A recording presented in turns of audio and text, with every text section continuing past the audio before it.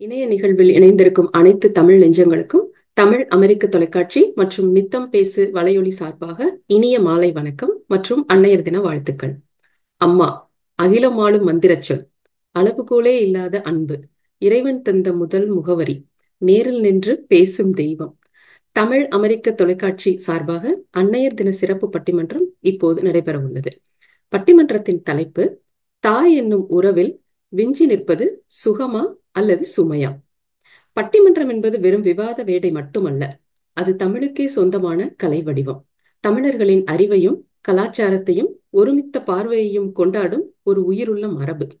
அத்தகையதொரு சிறப்பான பட்டிமன்றத்தை வழிநடத்தி ஓர்ந்து கண்ணோடது இறை புரிந்து யார் மாட்டும் தேர்ந்து செய் வக்தே முறை எனும் குரலுக்கேற்ப இருபுற வாதங்களையும் பரிசீலித்து நீதி வழங்கவிருப்பவர் நம் பட்டிமன்றத்தின் நடுவர் திருமிகு மேகலா ராமமூர்த்தி அவர்கள். அவரை பற்றிய ஒரு சிறிய அறிமுகம். திருமிகு மேகலா ராமமூர்த்தி அவர்கள் புளோரிடா பல்தொழில்நுட்ப பல்கலைக்கழகத்தில் பொறியியல் சார் இயற்பியல் துறை பேராசிரியராக பணியாற்றி வருகிறார். இன்ஜினியரிங் பிசிக்ஸ் ப்ரொஃபசர் இன் புளோரிடா பாலிடெக்னிக் யூனிவர்சிட்டி.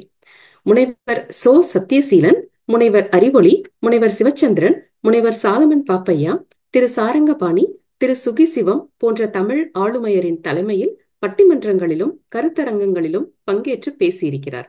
பல அரங்குகளில் தனி சொற்பொழிவுகளும் நிகழ்த்தியுள்ளார். தினமணி நாளிதழின் இணைப்பான தமிழ்மணியிலும், வல்லமை, திண்ணை, தென்றல், முல்லை முதலிய இணைய இதழ்களிலும், சிங்கையிலிருந்து வெளிவரும் மக்கள் மனம் இதழிலும் கட்டுரைகள், கவிதைகள், சிறுகதைகள் படைத்து வருபவர். பன்மணிக்கோவை, அறிவோம் அறிஞர்களை, குறுந்தொகை நருந்தேன் ஆகிய நூல்களின் ஆசிரியர். வல்லமை மின்னிதழின் ஆசிரியர் குழுவிலும் மதுப்பாய்வு குழுவிலும் இடம்பெற்றிருப்பவர். மயிலை திருவள்ளுவர் சங்கம், வட அமெரிக்க தமிழ் எழுத்தாளர்களுக்கான நடவு அமைப்பு ஆகியவற்றின் ஆட்சிக்குழு உறுப்பினராகவும் உள்ளார். இப்போது தாய் என்னும் உறவில் விஞ்சி நிற்பது சுகமா அல்லது சுமையா? பட்டிமன்றத்தை தொடங்கி நடத்த திருமிகு மேகலா ராமமூர்த்தி அவர்களை அன்போடு அழைக்கிறோம். என்னை பற்றி அருமையானதொரு அறிமுகத்தை தந்த ஸ்ரீவித்யா அவர்களுக்கு முதலில் என்னுடைய நன்றியை நான் தெரிவித்துக் கொள்ளுகிறேன். தமிழ் அமெரிக்கா தொலைக்காட்சி ஏற்பாடு செய்து நடத்துகின்ற அன்னையர் தின சிறப்பு பட்டிமண்டபத்தை காண்பதற்காக உலகெங்கிலும் கூடியிருக்கின்ற தமிழ் உறவுகளுக்கு என் அன்பான வணக்கம். இந்த பட்டிமண்டபத்திலே வாதிடுவதற்காக வந்திருக்கின்ற நண்பர்களுக்கு என்னுடைய வணக்கமும் வாழ்த்தும். உறவுகளிலே முதன்மையான உறவாக கருதப்படுவது தாய் என்கிற உறவுதான். பிள்ளையை ஈன்று புறந்தருபவள் தாய். தாய் என்ற ஒரு உறவு இல்லை என்றால் இந்த உலகத்திலே உயிர்களே இல்லை என்று சொல்லலாம். இந்த உயிர்கள் தழைப்பதற்கு, உலகம் இன்னமும் இயங்கிக் கொண்டிருப்பதற்கு அடிப்படையாக இருப்பவள் தாய். தான் அரும்பாடுபட்டு பெற்று வளர்த்த பிள்ளைகள் எதிர்காலத்திலே சான்றோர்களாக திகழ்வதை கண்டு உவகை கொள்பவள் தாய். இந்த தாயை பற்றிய பழமொழிகளுக்கு நம்முடைய மொழியிலே பஞ்சமே இல்லை. கடவுள் எல்லா இடத்திலும் இருக்க முடியாது என்பதற்காகத்தான் ஒவ்வொரு வீட்டிலும் அன்னையை படைத்தான் என்கிறது யூத பழமொழி ஒன்று. தாயிற் சிறந்த கோயில் இல்லை என்பது ஔவையினுடைய அமுதமொழி. சொர்க்கம்னு நீங்க வேற எங்கேயும் போய் தேட வேண்டாம், அது அன்னையினுடைய காலடியிலேயே இருக்கிறது என்று நமக்கு சொர்க்கத்தை அடையாளம் காட்டுகிறார் நபிகள் நாயகம். ஈன்றாளோடு என்ன கடவுளும் இல் என்கிறது அற நூல்களிலே ஒன்றான நான்மணி கடிகை என்ற நூல். இதெல்லாம் பழைய கருத்துக்கள். 20ஆம் நூற்றாண்டு கவிஞரான வாலிப கவிஞர் என்று பெயர் பெற்ற வாலி கூட அம்மா என்று அழைக்காத உயிர் இல்லையே, அம்மாவை வணங்காது உயர்வில்லையே என்ற அருமையான ஒரு பாடலை எழுதினார். மன்னன் படத்திலே வந்த அந்த பாடல் பட்டி தொட்டி எங்கும் பட்டையை கிளப்பிய பாடல். எல்லோருக்குமே மிகவும் பிடித்த அம்மா பாடல் வரிசையிலே அதற்கு முதலிடம் உண்டு. அதனுடைய சிறப்பு என்னன்னு பாத்தீங்கன்னா, திருச்சியிலே இருக்கக்கூடிய ஒரு ஐயப்பன் கோயிலிலே இந்த அம்மா என்று அழைக்காத உயிர் இல்லையே பாடலை பளிங்கு கல்லிலே வடித்து வைத்திருக்கிறார்களாம். இதை கூட கவிஞர் வாலி ஒரு நேர்காணலிலே குறிப்பிட்டார். அந்த வரிகள் வைர வரிகளாக இடம்பெற்றிருக்கின்றன. எல்லா உறவுகளையும் துறக்க முடிந்த துறவிகளால் கூட துறக்க முடியாத உறவு என்று பார்த்தீர்கள் என்றால் இது அன்னை என்கிற உறவுதான்.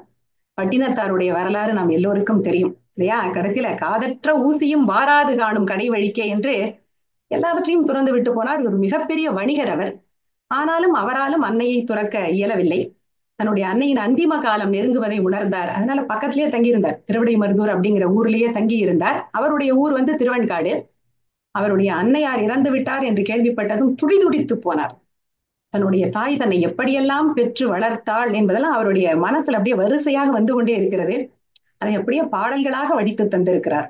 இரும்பு நெஞ்சையும் கூட உருக்கக்கூடிய பாடல்கள் பட்டினத்தாருடைய பாடல்கள். அவர் சொல்றாரு, முகம் மேல் முகம் வைத்து முத்தாடி என்றன் மகனே என்று அழைத்த வாய்க்கு அள்ளி இடுவதோ அரிசின்னு கேட்கிறார். உன்னோட வாய்க்கு நான் எப்படி அரிசி போடுவேன், என்னை எப்படியெல்லாம் கொஞ்சி நீ எனக்கு சாப்பாடு ஊட்டின, நான் செய்ய முடியுமா என்று அவர் கதறுகிறார் அப்படின்னு நம்ம பார்க்கிறோம்.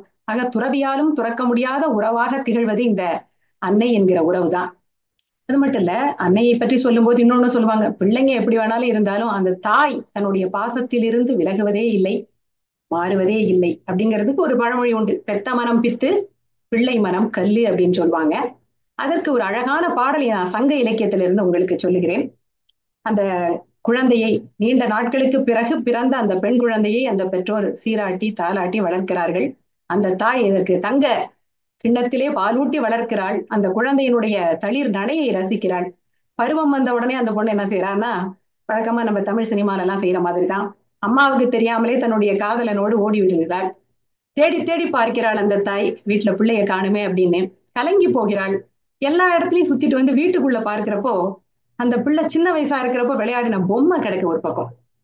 அந்த பொம்மையை பாக்குறா. அப்ப அந்த குழந்தை வளர்த்த கிளி வந்து கூண்டுல இருந்து கீ கீ கீன்னு கத்துது.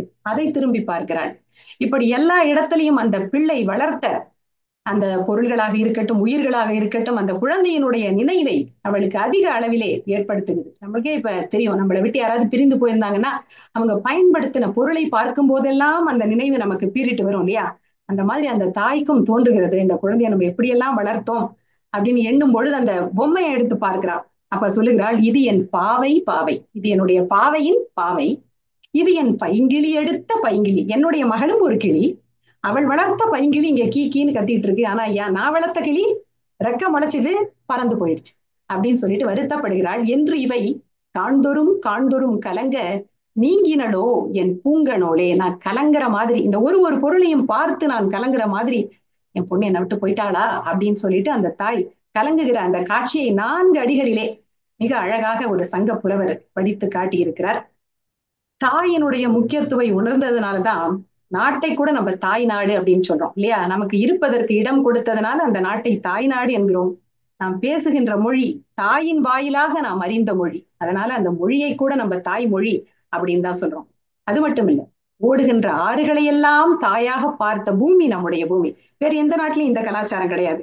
ஏனென்றால் எப்படி தாய் தன்னுடைய முலைப்பாலை ஊட்டி குழந்தையை வளர்க்கிறாளோ அது போல ஆறுகள் நீரூட்டி வளர்க்கின்றன. அப்படிங்கிறதுனால தாய்க்கு நிகராக அந்த ஆறுகளை தெய்வமாக பார்க்கின்ற மரபு நம்முடைய மரபு. காவிரியை தாயினுடைய முலைப்பாலுக்கு நிகராக போற்றுகிறார் கோவூர் கிழார் அப்படிங்கிற ஒரு புலவர்.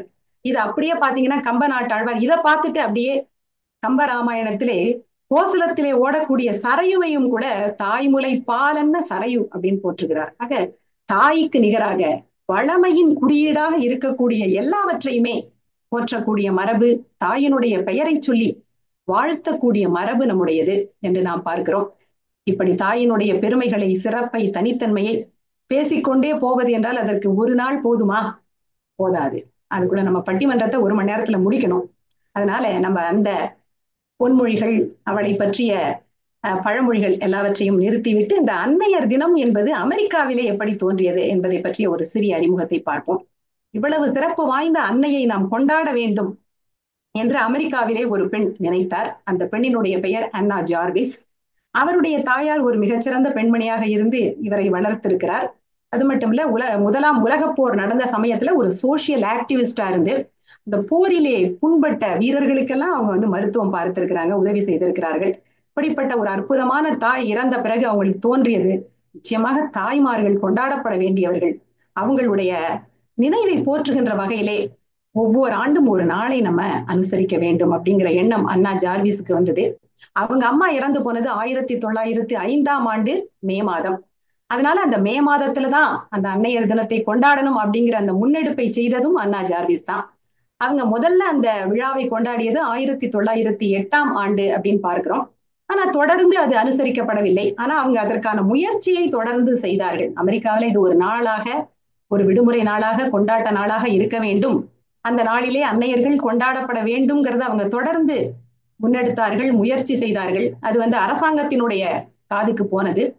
அப்போது 1914ஆம் ஆண்டு அந்த காலகட்டத்திலே அமெரிக்காவினுடைய அதிபராக இருந்த உட்ரோ வில்சன் என்பவர் இதை அங்கீகரித்து ஒரு அரசாணை வெளியிட்டார். இது நடந்தது 1914ஆம் ஆண்டு. அது முதல் மே 2வது ஞாயிற்றுக்கிழமையானது அன்னையர் தினமாக அமெரிக்காவிலே ஒவ்வொரு ஆண்டும் தொடர்ந்து கொண்டாடப்படுகிறது. இந்த மரபை பார்த்த பிறகு மெல்ல மெல்ல மற்ற நாடுகளிலும் இந்த கொண்டாட்டங்கள் தொடங்கி உள்ளன. இப்ப பாத்தீங்கன்னா உலகத்துல எல்லா நாடுகளிலுமே மதர்ஸ் டேங்கிறது ஒரு பெரிய செலிப்ரேஷனா இருக்கு. ஆனா அண்ணா ஜார்விஸை பொறுத்த வரைக்கும் தாயினுடைய சிறப்பை, பெருமையை நினைவு கூர்ந்து போற்றுகின்ற நாளாகத்தான் இதை அவங்க அனுசரிக்க விரும்புகிறாங்களே தவிர ஒரு கொண்டாட்டத்துக்குரிய நாள்ல அவங்களுக்கு வாழ்த்தட்டை கொடுக்கறது, செல்ஃபி எடுத்து சோசியல் மீடியால போடுறது, இதையெல்லாம் அவங்க முன்னெடுத்து இந்த நாளை வலியுறுத்தவில்லை. இது ஒரு கமர்ஷியலைஸ்டு ஹாலிடேவா ஆனதுல கூட அவங்களுக்கு உடன்பாடு இல்லை அப்படின்னு நம்ம பார்க்கிறோம். அவங்க முன்னெடுத்தது தூய்மையாக அன்னையினுடைய தொண்டை நாம் அங்கீகரிக்க வேண்டும் என்ற நோக்கம்தான். இதுதான் அன்னையர் தினம் அமெரிக்காவிலே தோன்றி வளர்ந்த வரலாறு. இந்த அன்னையர் தினத்தை ஒட்டி சற்று ஆழமான ஒரு தலைப்புல நம்ம சிந்திக்க வேண்டும். சும்மா ஜஸ்ட் லைக் தட் போகாம கொஞ்சம் ஆழமாக நாம் சிந்திக்க வேண்டும் என்று தோன்றிய எண்ணத்தின் அடிப்படையிலே உருவாக்கப்பட்ட தலைப்பு தான் தாய் என்கிற அந்த உறவிலே விஞ்சி நிற்பது சுகமா சுமையா என்பது. எல்லாருக்கும் புரிகிற வகையில சொல்லணும்னா, தாய்மார்கள் தங்களுடைய வாழ்க்கையிலே அதிகம் சந்திப்பது சுகத்தையா அல்லது சுமையையா, இது பற்றி விவாதிப்பதற்குத்தான் இந்த பட்டிமண்டபம் ஏற்பாடு செய்யப்பட்டிருக்கிறது. இதை பற்றி விவாதிப்பதற்காக 2 அணியினர் வந்திருக்கிறார்கள். சுகம்தான் என்று வாதிடுவதற்காக முத்தான 3 பேச்சாளர்கள் வந்திருக்கிறார்கள். இல்லை இல்லை, சுகம்லாம் கிடையாது, சுமைதான், இந்த தாயாக இருக்கக்கூடிய இந்த பொறுப்பும் உறவும் சுமைகள் சூழ்ந்ததுதான் என்று எதிர்த்து வாதிடுவதற்காக 3 சத்தான பேச்சாளர்கள் வந்திருக்கிறார்கள். இவங்க எல்லாருடைய பேச்சையும் செவிமடுத்து விட்டு நடுவர் தம்முடைய தீர்ப்பை வழங்குவார் என்று நான் தெரிவித்துக் கொள்கிறேன். இப்ப வித்தவுட் ஃபர்தர் அடு நம்ம நிகழ்ச்சிக்குள்ள போயிடலாம். இந்த நிகழ்ச்சியை நம்ம சுகமே என்று பேசக்கூடிய அணியிலிருந்து மங்களகரமாக தொடங்க விரும்புகிறோம். தொடக்க பேச்சாளரும் மங்களகரமான பெயரை கொண்டவர் தான் சுபாஷினி. சுபாஷினி என்றால் மங்கள மொழிகளை பேசக்கூடியவர் அப்படின்னு பொருள். ஆக சுபாஷினி தினகரன் தாயாக இருப்பது, தாய்மார்கள் வாழ்க்கையிலே எதிர்கொள்வது சுகமே அப்படிங்கிற அணியில பேசுவதற்காக தயாராக இருக்கிறார். அவரை பற்றி நான் ஒரு சிறிய அறிமுகம் தந்த பிறகு அவர் தன்னுடைய வாதங்களை முன்வைப்பார். சுபாஷினி தினகரனை பொறுத்தவரையிலே அவர் கோவை மாவட்டத்தில் உள்ள பொள்ளாச்சியை சொந்த ஊராக கொண்டவர். இயற்பியல் துறையிலே எம்எஸ்சி எம்ஃபில் முடித்து இங்கே டெக்சாஸில் இருக்கக்கூடியவர். சிறந்த தமிழ் ஆர்வலர், பட்டிமன்ற பேச்சாளர், டெக்சாஸில் உள்ள மெட்ரோபிளக்ஸ் தமிழ்ச்சங்கத்தினுடைய மேனாள் வைஸ் பிரசிடென்ட், தமிழ்நாடு ஃபவுண்டேஷன் அதனுடைய யூத் டைரக்டர், ஃபெட்னா அமைப்பு நடத்துகின்ற தமிழ் தேனி நிகழ்ச்சியினுடைய டெக்சாஸ் ஜோனல் கோஆர்டினேட்டராகவும் சேராகவும் இருக்கிறார். மெட்ரோபிளக்ஸ் தமிழ்ச்சங்கத்தினுடைய எம்டிஎஸ் ரேடியோவில் நிகழ்ச்சி தொகுப்பாளராக இருக்கிறார். தமிழ் பள்ளியினுடைய தலைமை ஆசிரியராகவும் பணிபுரிந்து வருகிறார். இப்படி தமிழ் சார்ந்த பல பணிகளிலே தொடர்ந்து ஈடுபட்டு வருகின்ற சுபாஷினியை நான் அன்போடு அழைக்கிறேன். உங்களுடைய வாதங்களை நீங்கள் இப்போது எடுத்து வைக்கலாம். வாருங்கள் சுபாஷினி. அனைவருக்கும் வணக்கம். தமிழ் சொந்தங்களுக்கும், தமிழ் அமெரிக்க தொலைக்காட்சி பார்வையாளர்களுக்கும், நித்தம் பேசு பார்வையாளர்களுக்கும், தமிழில் புலமை பெற்று தமிழ் பேச்சால் சிறந்து விளங்கும் நடுவர் திருமதி முனிவர் திரு மேகலா ராமமூர்த்தி அவர்களுக்கும், என்னுடைய சக பேச்சாளர்களுக்கும், வந்திருக்கும் 2 அணி நண்பர்களுக்கும் இனி அன்னையர் தின வாழ்த்துக்கள். அன்னையர் தின கொண்டாட்டத்தில் இன்று அரசியாக கோலோச்சும் அம்மா பற்றி தான் இன்னைக்கு நம்ம இந்த பட்டிமன்றமே நம்ம நடத்திட்டு இருக்கோம். கொடுக்கப்பட்ட தலைப்பு பாத்தீங்கன்னா, தாய் என்னும் உறவில் விஞ்சி நிற்பது சுகமே அப்படின்னு தான் நான் பேச வந்திருக்கேன். இன்னைக்கு நம்ம இருக்கிற உறவுகள் எல்லாம் தலையாய உறவுன்னு பார்த்துட்டா கண்டிப்பா அது அன்னை அப்படிங்கிற அந்த அம்மா அப்படிங்கிற சொல் தான் எல்லா உறவுகள்லயுமே சிறந்த உறவாக இருக்கும். அதுல யாருக்குமே எந்த சந்தேகமும் இல்லை. அந்த சொல்லும் போதும் கேட்கும் போதும் நம்மளுக்கு வர்ற ஒரு சுகம் இருக்கும் பாருங்க, அது எந்த பரிசாலையும் எந்த ஒரு சாதனையாலும் நம்மளுக்கு அந்த மகிழ்ச்சியை கொடுக்க முடியாது. அந்த மாதிரி ஒரு சொல்லுதான். அம்மான்னு சொன்னாலும் சரி, அது அம்மான்னு நம்மள கூப்பிட்டாலும் சரி, அந்த உறவுக்கு மிஞ்சி நிற்பது வேற எதுவுமே கிடையாது. அந்த வார்த்தைக்கே ஒரு சுகம் இருக்குன்னு தான் நான் ஆரம்பிக்கணும்னு நினைக்கிறேன். ஆஹ் இன்னைக்கு நேத்து நாளைக்கு நல்லா எந்த இதுவும் கிடையாது. தாய்ங்கிற உறவு என்னைக்குமே அது ஒரு நிலையான உறவு. அது நம்ம அதை பத்தி பேசணும்னா காலமும் நேரமும் நம்மளுக்கு கண்டிப்பா பத்தாது. ஒருத்தரோட அம்மா பின்னாடியும் நம்ம நிறைய கதைகளை நம்ம சுமந்துட்டு வாழ்ந்துட்டு இருக்கோம். அது மாதிரி நம்ம அம்மாவா இருக்கும்போது நம்ம நிறைய கதைகளை உருவாக்கிட்டு இருக்கிறோங்கிற அந்த பெருமையோட தான் நான் இன்னைக்கு கண்டிப்பா இந்த தாய்ங்கிற உறவு ஒரு சுகமான உறவுன்னு தான் நான் கண்டிப்பா சொல்லுவேன். என்ன எவ்வளோ கஷ்டங்கள் இருந்தாலும் அதை நம்ம வெளியில அவ்வளவா சொல்லிக்க மாட்டோம். இப்ப நம்ம மகப்பேறுங்கிறது தான் ஒரு பெண்ணுக்கு ஒரு தலையாய ஒரு கடமையா நம்ம நினைச்சிட்டு இப்ப இருக்கோம். அந்த மகப்பேறுல நம்ம காணாத ஒரு கஷ்டங்களோ சிரமங்களோ கிடையாது. அந்த மாதிரி காலகட்டத்துல கூட நம்ம குழந்தைய பெற்று அதை பேணி வளர்க்கும் போது அந்த அந்த உலகத்துக்கு நம்ம அந்த சுகத்தை மட்டும்தான் நம்ம சொல்லுவோம். ஏன்னா எவ்வளவோ கஷ்டப்பட்டேன், ஆனா அந்த குழந்தையோட முகத்தை பார்க்கும்போது எல்லாம் மறந்து போச்சுன்னு ஒரு சந்தோஷத்தோட அந்த சுகத்தை எல்லார்கிட்டையும் பகிர்ந்துக்கணும்னு தான் நம்ம நினைப்போம். கண்டிப்பா அதனால இந்த உறவு அளக்க முடியாத மகிழ்வை தரும் ஒரு சுகமான உறவுன்னு தான் நான் சொல்ல முடியும். அடுத்தது, ஒவ்வொரு காலகட்டத்திலயும் நம்ம ஒரு தாயா குழந்தைய வளர்க்கறதுங்கிறது ஒரு மிகப்பெரிய சவால். அது நம்ம அம்மாவாகட்டும் பாட்டியாகட்டும், இன்னைக்கு நம்ம ஒரு அன்னையா வளர்க்கும் போது அதுல இருக்கிற சவால்களையும் சரி நம்ம பார்த்துட்டு தான் இருந்திருக்கிறோம். இன்னமும் நம்ம நான் எப்பவுமே உயர்வா பாக்குறதுன்னு பார்த்தா எங்க பாட்டியோட அந்த தாய்மை உணர்வு தான். அந்த காலத்துல உங்களுக்கு எந்த பெரிய வசதிகள் இல்லாட்டியும் ஒரு 7 குழந்தைங்கள ஒரே மாதிரி நம்ம பெற்று அதை வளர்த்து அவங்கள எந்த ஒரு சிரமமும் இல்லாம அவங்கள நல்ல சிறப்பான ஒரு ஒரு ஒரு மனிதர்களா உருவாக்குறதுங்கிறது அவ்வளோ ஈஸி கிடையாது அந்த காலத்துல.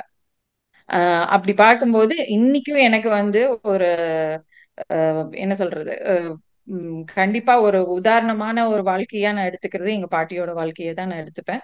ஏன்னா கிட்டத்தட்ட அவங்க 7 குழந்தைங்களே அன்னையா இருந்து அந்த தாய் உணர்வை அவ்வளவு அழகா எங்க கிட்ட சொல்லும் போதே என்ன சொல்லுவாங்கன்னா, 7 பேரை பெத்து நான் இவ்வளவு கஷ்டப்பட்டேன்னு சொன்னதே கிடையாது.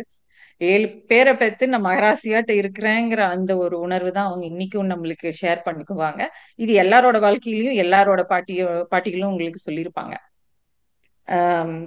அது மாதிரி நம்ம இன்னைக்கு ஒரு குழந்தைய வளர்க்கணும்னா அது ஆரோக்கியமா இருக்கணும், படிப்பறிவோட இருக்கணும், நல்ல ஒழுக்கத்தோட இருக்கணும். இது எல்லாம் நம்ம பார்த்து வளர்த்தி அவங்கள வெற்றி அடைய செய்து அதை பார்த்து நம்ம மகிழ்வடைவோம் பாத்தீங்களா, அதுதான் உண்மையான சந்தோஷம்.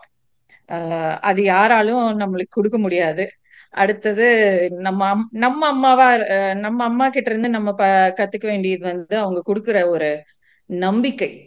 நம்ம என்னதான் தோல்வியுற்று சில நேரங்களை துவண்டு போனா கூட உன்னால முடியும், கண்டிப்பா நீ பண்ண முடியுங்கிற ஒரு சொற்களை அவங்கதான் நம்மளுக்கு கொடுத்து நம்ம வாழ்க்கையில ஒரு மிகப்பெரிய ஊன்றுகோலா இருப்பாங்க. அந்த மாதிரி வார்த்தைகள் எல்லாம் கேட்கும் போதும் இங்க நான் ஒண்ணு கண்டிப்பா சொல்லிக்கணுங்க நடுவர் அவர்களே. என்னதான் நம்ம படிப்புல சிறந்திருந்தாலும் அறிவோட நிறைய விஷயங்களை நம்ம பண்ணியிருந்தா கூட சில தோல்விகள் நம்மள துவள வச்சிரும். அப்பெல்லாம் எங்க அம்மா ஒரு விஷயம் சொல்லுவாங்க, failure is the stepping stone of success. அது அந்த நேரத்துல கேட்கும்போது கொஞ்சம் நம்மளுக்கு வலிக்கதான் செய்யும்.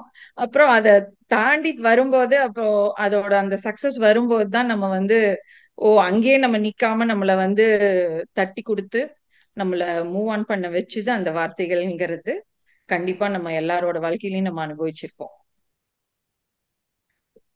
இதுல இன்னொரு கருத்து என்னன்னா, இப்போ நம்ம குழந்தைங்க நான் என்னதான் 1000 பேர் சொல்லி கொடுத்தாலும் நம்ம கிட்ட எங்க அம்மாக்கு எல்லாம் தெரியும், அவங்க சொன்னா கரெக்டா இருக்கும், அவங்கதான் சொல்லி கொடுக்கணும் அப்படின்னு சில படிப்புல சில சந்தேகங்களோ இதோ கேட்கும் போது அப்படியே நம்மளுக்கு பறக்கிற மாதிரி இருக்கும். அதெல்லாம் தான் நம்ம அனுபவிக்க வேண்டிய ஒரு சுகங்கள்ல ஒன்று. அதே மாதிரி என்னதான் சுமாரா சமைச்சாலும் கூட இருக்கிறவங்க பெருசா ரசிக்கலினாலும் எங்க அம்மா பண்ணாதான் இது ருசியா இருக்கும்னு எங்க குழந்தைங்க சொல்றது பார்க்கும்போது நம்மளுக்கு தலையில ஒரு பெரிய கிரீடத்தை வச்ச மாதிரியே இருக்கும். அப்பதான் நம்ம இந்த நாட்டுக்கே ராணின்னு நிஜமா புரியும். ஈவன் தோ டேட்ஸ் லிட்டில் பிரின்சஸா இருந்தா கூட நம்ம குழந்தைங்க நம்மளுக்கு சொல்லும் போதுதான் நம்ம ரியல் பிரின்சஸா ஃபீல் பண்ண முடியும். இந்த மாதிரி சின்ன சின்ன ஆசைகளை பெருமைப்படுத்தி அம்மா என்ற உறவால நம்மள தூக்கி எடுத்து காட்டுவதில் இருக்கிற சுகமே தனிதான். ஆனாலும் நம்ம அம்மா பண்ணதுல ஒரு சின்ன அளவு கூட நம்மளால இன்னைக்கு பண்ணியிருக்க முடியுமானா கண்டிப்பா அதை நம்ம அளவுகோல்ல எடுத்துக்கும் போது நமக்கு குறைவா தான் நம்ம பண்ணியிருப்போம். அவங்க நமக்காக கூட நின்று தோள் கொடுத்து தோல்வியிலும் தட்டி கொடுத்து கண்ணீர் வரும்போது தொடச்சு விட்டு நான் இருக்கேன்னு சொல்லுவாங்க பாருங்களேன். அந்த 2 வார்த்தை போதும் நம்ம 100 வருஷம் வாழ்ந்துடலாம். சோ எல்லாருக்கும் நீங்க எல்லாருமே இத கண்டிப்பா அனுபவிச்சிருப்பீங்க. நான் வந்து இந்த அம்மாங்கிற உறவு வந்து கண்டிப்பா எல்லா கஷ்டங்களையும் தாண்டி அந்த சுகமான உறவா மகிழ்வா வாழ வைக்கிறதுக்கு அவங்களுக்கு ஒரு நம்பிக்கையும் ஒரு என்ன சொல்லலாம் கண்டிப்பா அவங்களுக்கு ஒரு நம்பிக்கை கொடுத்து வாழ வைக்கும்னு நினைக்கிறேன். கண்டிப்பா தாய்ங்கிற உறவு வந்து கண்டிப்பா சுகமான உறவுங்கிற தீர்ப்போட இந்த பட்டிமன்றத்துக்கு தீர்ப்பு சொல்லுவாங்கங்கிற நம்பிக்கையோட நடுவருக்கு அனைவருக்கும் நன்றி. நன்றி. அருமை சுபாஷினி. சுகமான சொல் தாய்ங்கிற சொல்ல கேட்கும் போதே ரொம்ப சுகமா இருக்கு. இட்ஸ் பிரீஸ் லைக் வேர்ட் அப்படின்னீங்க. அது மட்டும் இல்ல, உங்களுடைய பாட்டி மக்களை பெற்ற மகராசி 7 பிள்ளைகளை பெற்று அற்புதமா வளர்த்தாங்க. இப்பெல்லாம் நம்ம என்னங்க பண்றோம்? அவங்க 7 பிள்ளைகளையும் வளர்த்து அதுக்காக கஷ்டப்பட்டானே சொல்லல. அதை வந்து அவங்க ஒரு பெருமிதமாக சந்தோஷமாக அந்த பிள்ளைகளை பெற்று வளர்த்தார்கள் அப்படின்னு சொன்னீங்க. அந்த காலத்துல எல்லா பெண்மணிகளும் அதை செய்திருக்கிறார்கள். அவங்க எல்லோருக்குமே நம்ம மிகப்பெரிய பாராட்டுகளை தெரிவிக்க வேண்டும். அதே மாதிரி failure is the stepping stone of சக்சஸ்னு என்னை தட்டி கொடுத்து நான் தோல்வியிலே துவழுகின்ற போதெல்லாம் என்னை நிமிர்த்திய ஊக்க சக்தியாக என்னுடைய தாய் இருந்தார் அப்படின்னு சொல்லி ரொம்ப பெருமிதப்பட்டிருக்கீங்க. தாய்ங்கிற உறவு எல்லோரையும் தாங்கி பிடிக்கின்ற ஒரு அற்புதமான உறவு என்பதை ஆத்மார்த்தமாக பேசி சென்றிருக்கிறார் சுபாஷினி. அவருக்கு நம்முடைய பாராட்டுகளை தெரிவிப்போம். இதெல்லாம் மேல பேசுறது தாங்க. உண்மையிலே அவங்களுக்கு என்ன மாதிரி கஷ்டங்கள் இருக்கு அப்படிங்கிறத நாங்க பட்டியல் போட்டு சொல்றோம் அப்படிங்கிறதுக்காக அடுத்து ஒருவர் வருகிறார். சுமையே அப்படிங்கிற அணியில பேசுவதற்கு தொடக்க பேச்சாளராக கிங்ஸ்லி சாமுவல். கிங்ஸ்லியை பத்தி சொல்றது அப்படின்னா, தமிழ்நாட்டிலே திருச்சியை சேர்ந்தவர். பள்ளி பருவத்திலிருந்தே தமிழ் மீது மிகுந்த ஆவல் கொண்டவர். பெரிய சாதனையாளருங்க. அவர் 10ஆம் வகுப்பு பொதுத் தேர்விலே தமிழ் பாடத்திலே மாநிலத்திலேயே முதல் மதிப்பெண் பெற்றிருக்கிறாராம். காலம் கடந்தா இருந்தாலும் ஒரு கைத்தட்டல் கொடுத்துருவோம் நம்ம. ஏன்னா தமிழையே இப்ப படிக்கிறதுக்கு எல்லாரும் யோசிக்கிற காலத்துல தமிழை படித்து அதுல மாநில அளவுல முதல் மதிப்பெண்ணும் பெற்றிருக்கிறாருன்னா பெரிய சாதனை தானே. கண்டிப்பாக நம்ம அதை பாராட்டணும். அதற்காக அன்றைய தமிழக முதல்வர் கரங்களால தங்க பதக்கம் பெற்றிருக்கிறாராம். எங்க காதுல சொல்லுங்க, அந்த முதல்வர் யாருன்னு நாங்க தெரிஞ்சுக்கணும்னு ஆசைப்படுறோம். ஐயாவா அம்மாவான்னு அதையும் சொல்லுங்க பேசுறதுக்கு முன்னாடி. அப்புறம் அமெரிக்காவிலே பல தமிழ் அமைப்புகள்ல தன்னார்வ பணி செய்து வருகிறார். வட அமெரிக்க தமிழ்ச்சங்க பேரவையினுடைய செயற்குழுவிலே இயக்குனராக செயலாளராக பணியாற்றி இருக்கிறார். மிச்சிகன் தமிழ் பள்ளிகளிலே ஆசிரியராக பணி செய்து வருகிறார். தொடர்ந்து பல பட்டிமன்றங்களிலே பேசி வரக்கூடியவர். சாலமன் பாப்பையா ஐயாவுடைய தலைமையிலெல்லாம் அவர் பேசி நான் கேட்டிருக்கிறேன். கிங்ஸ்லி அவர்களே வருக.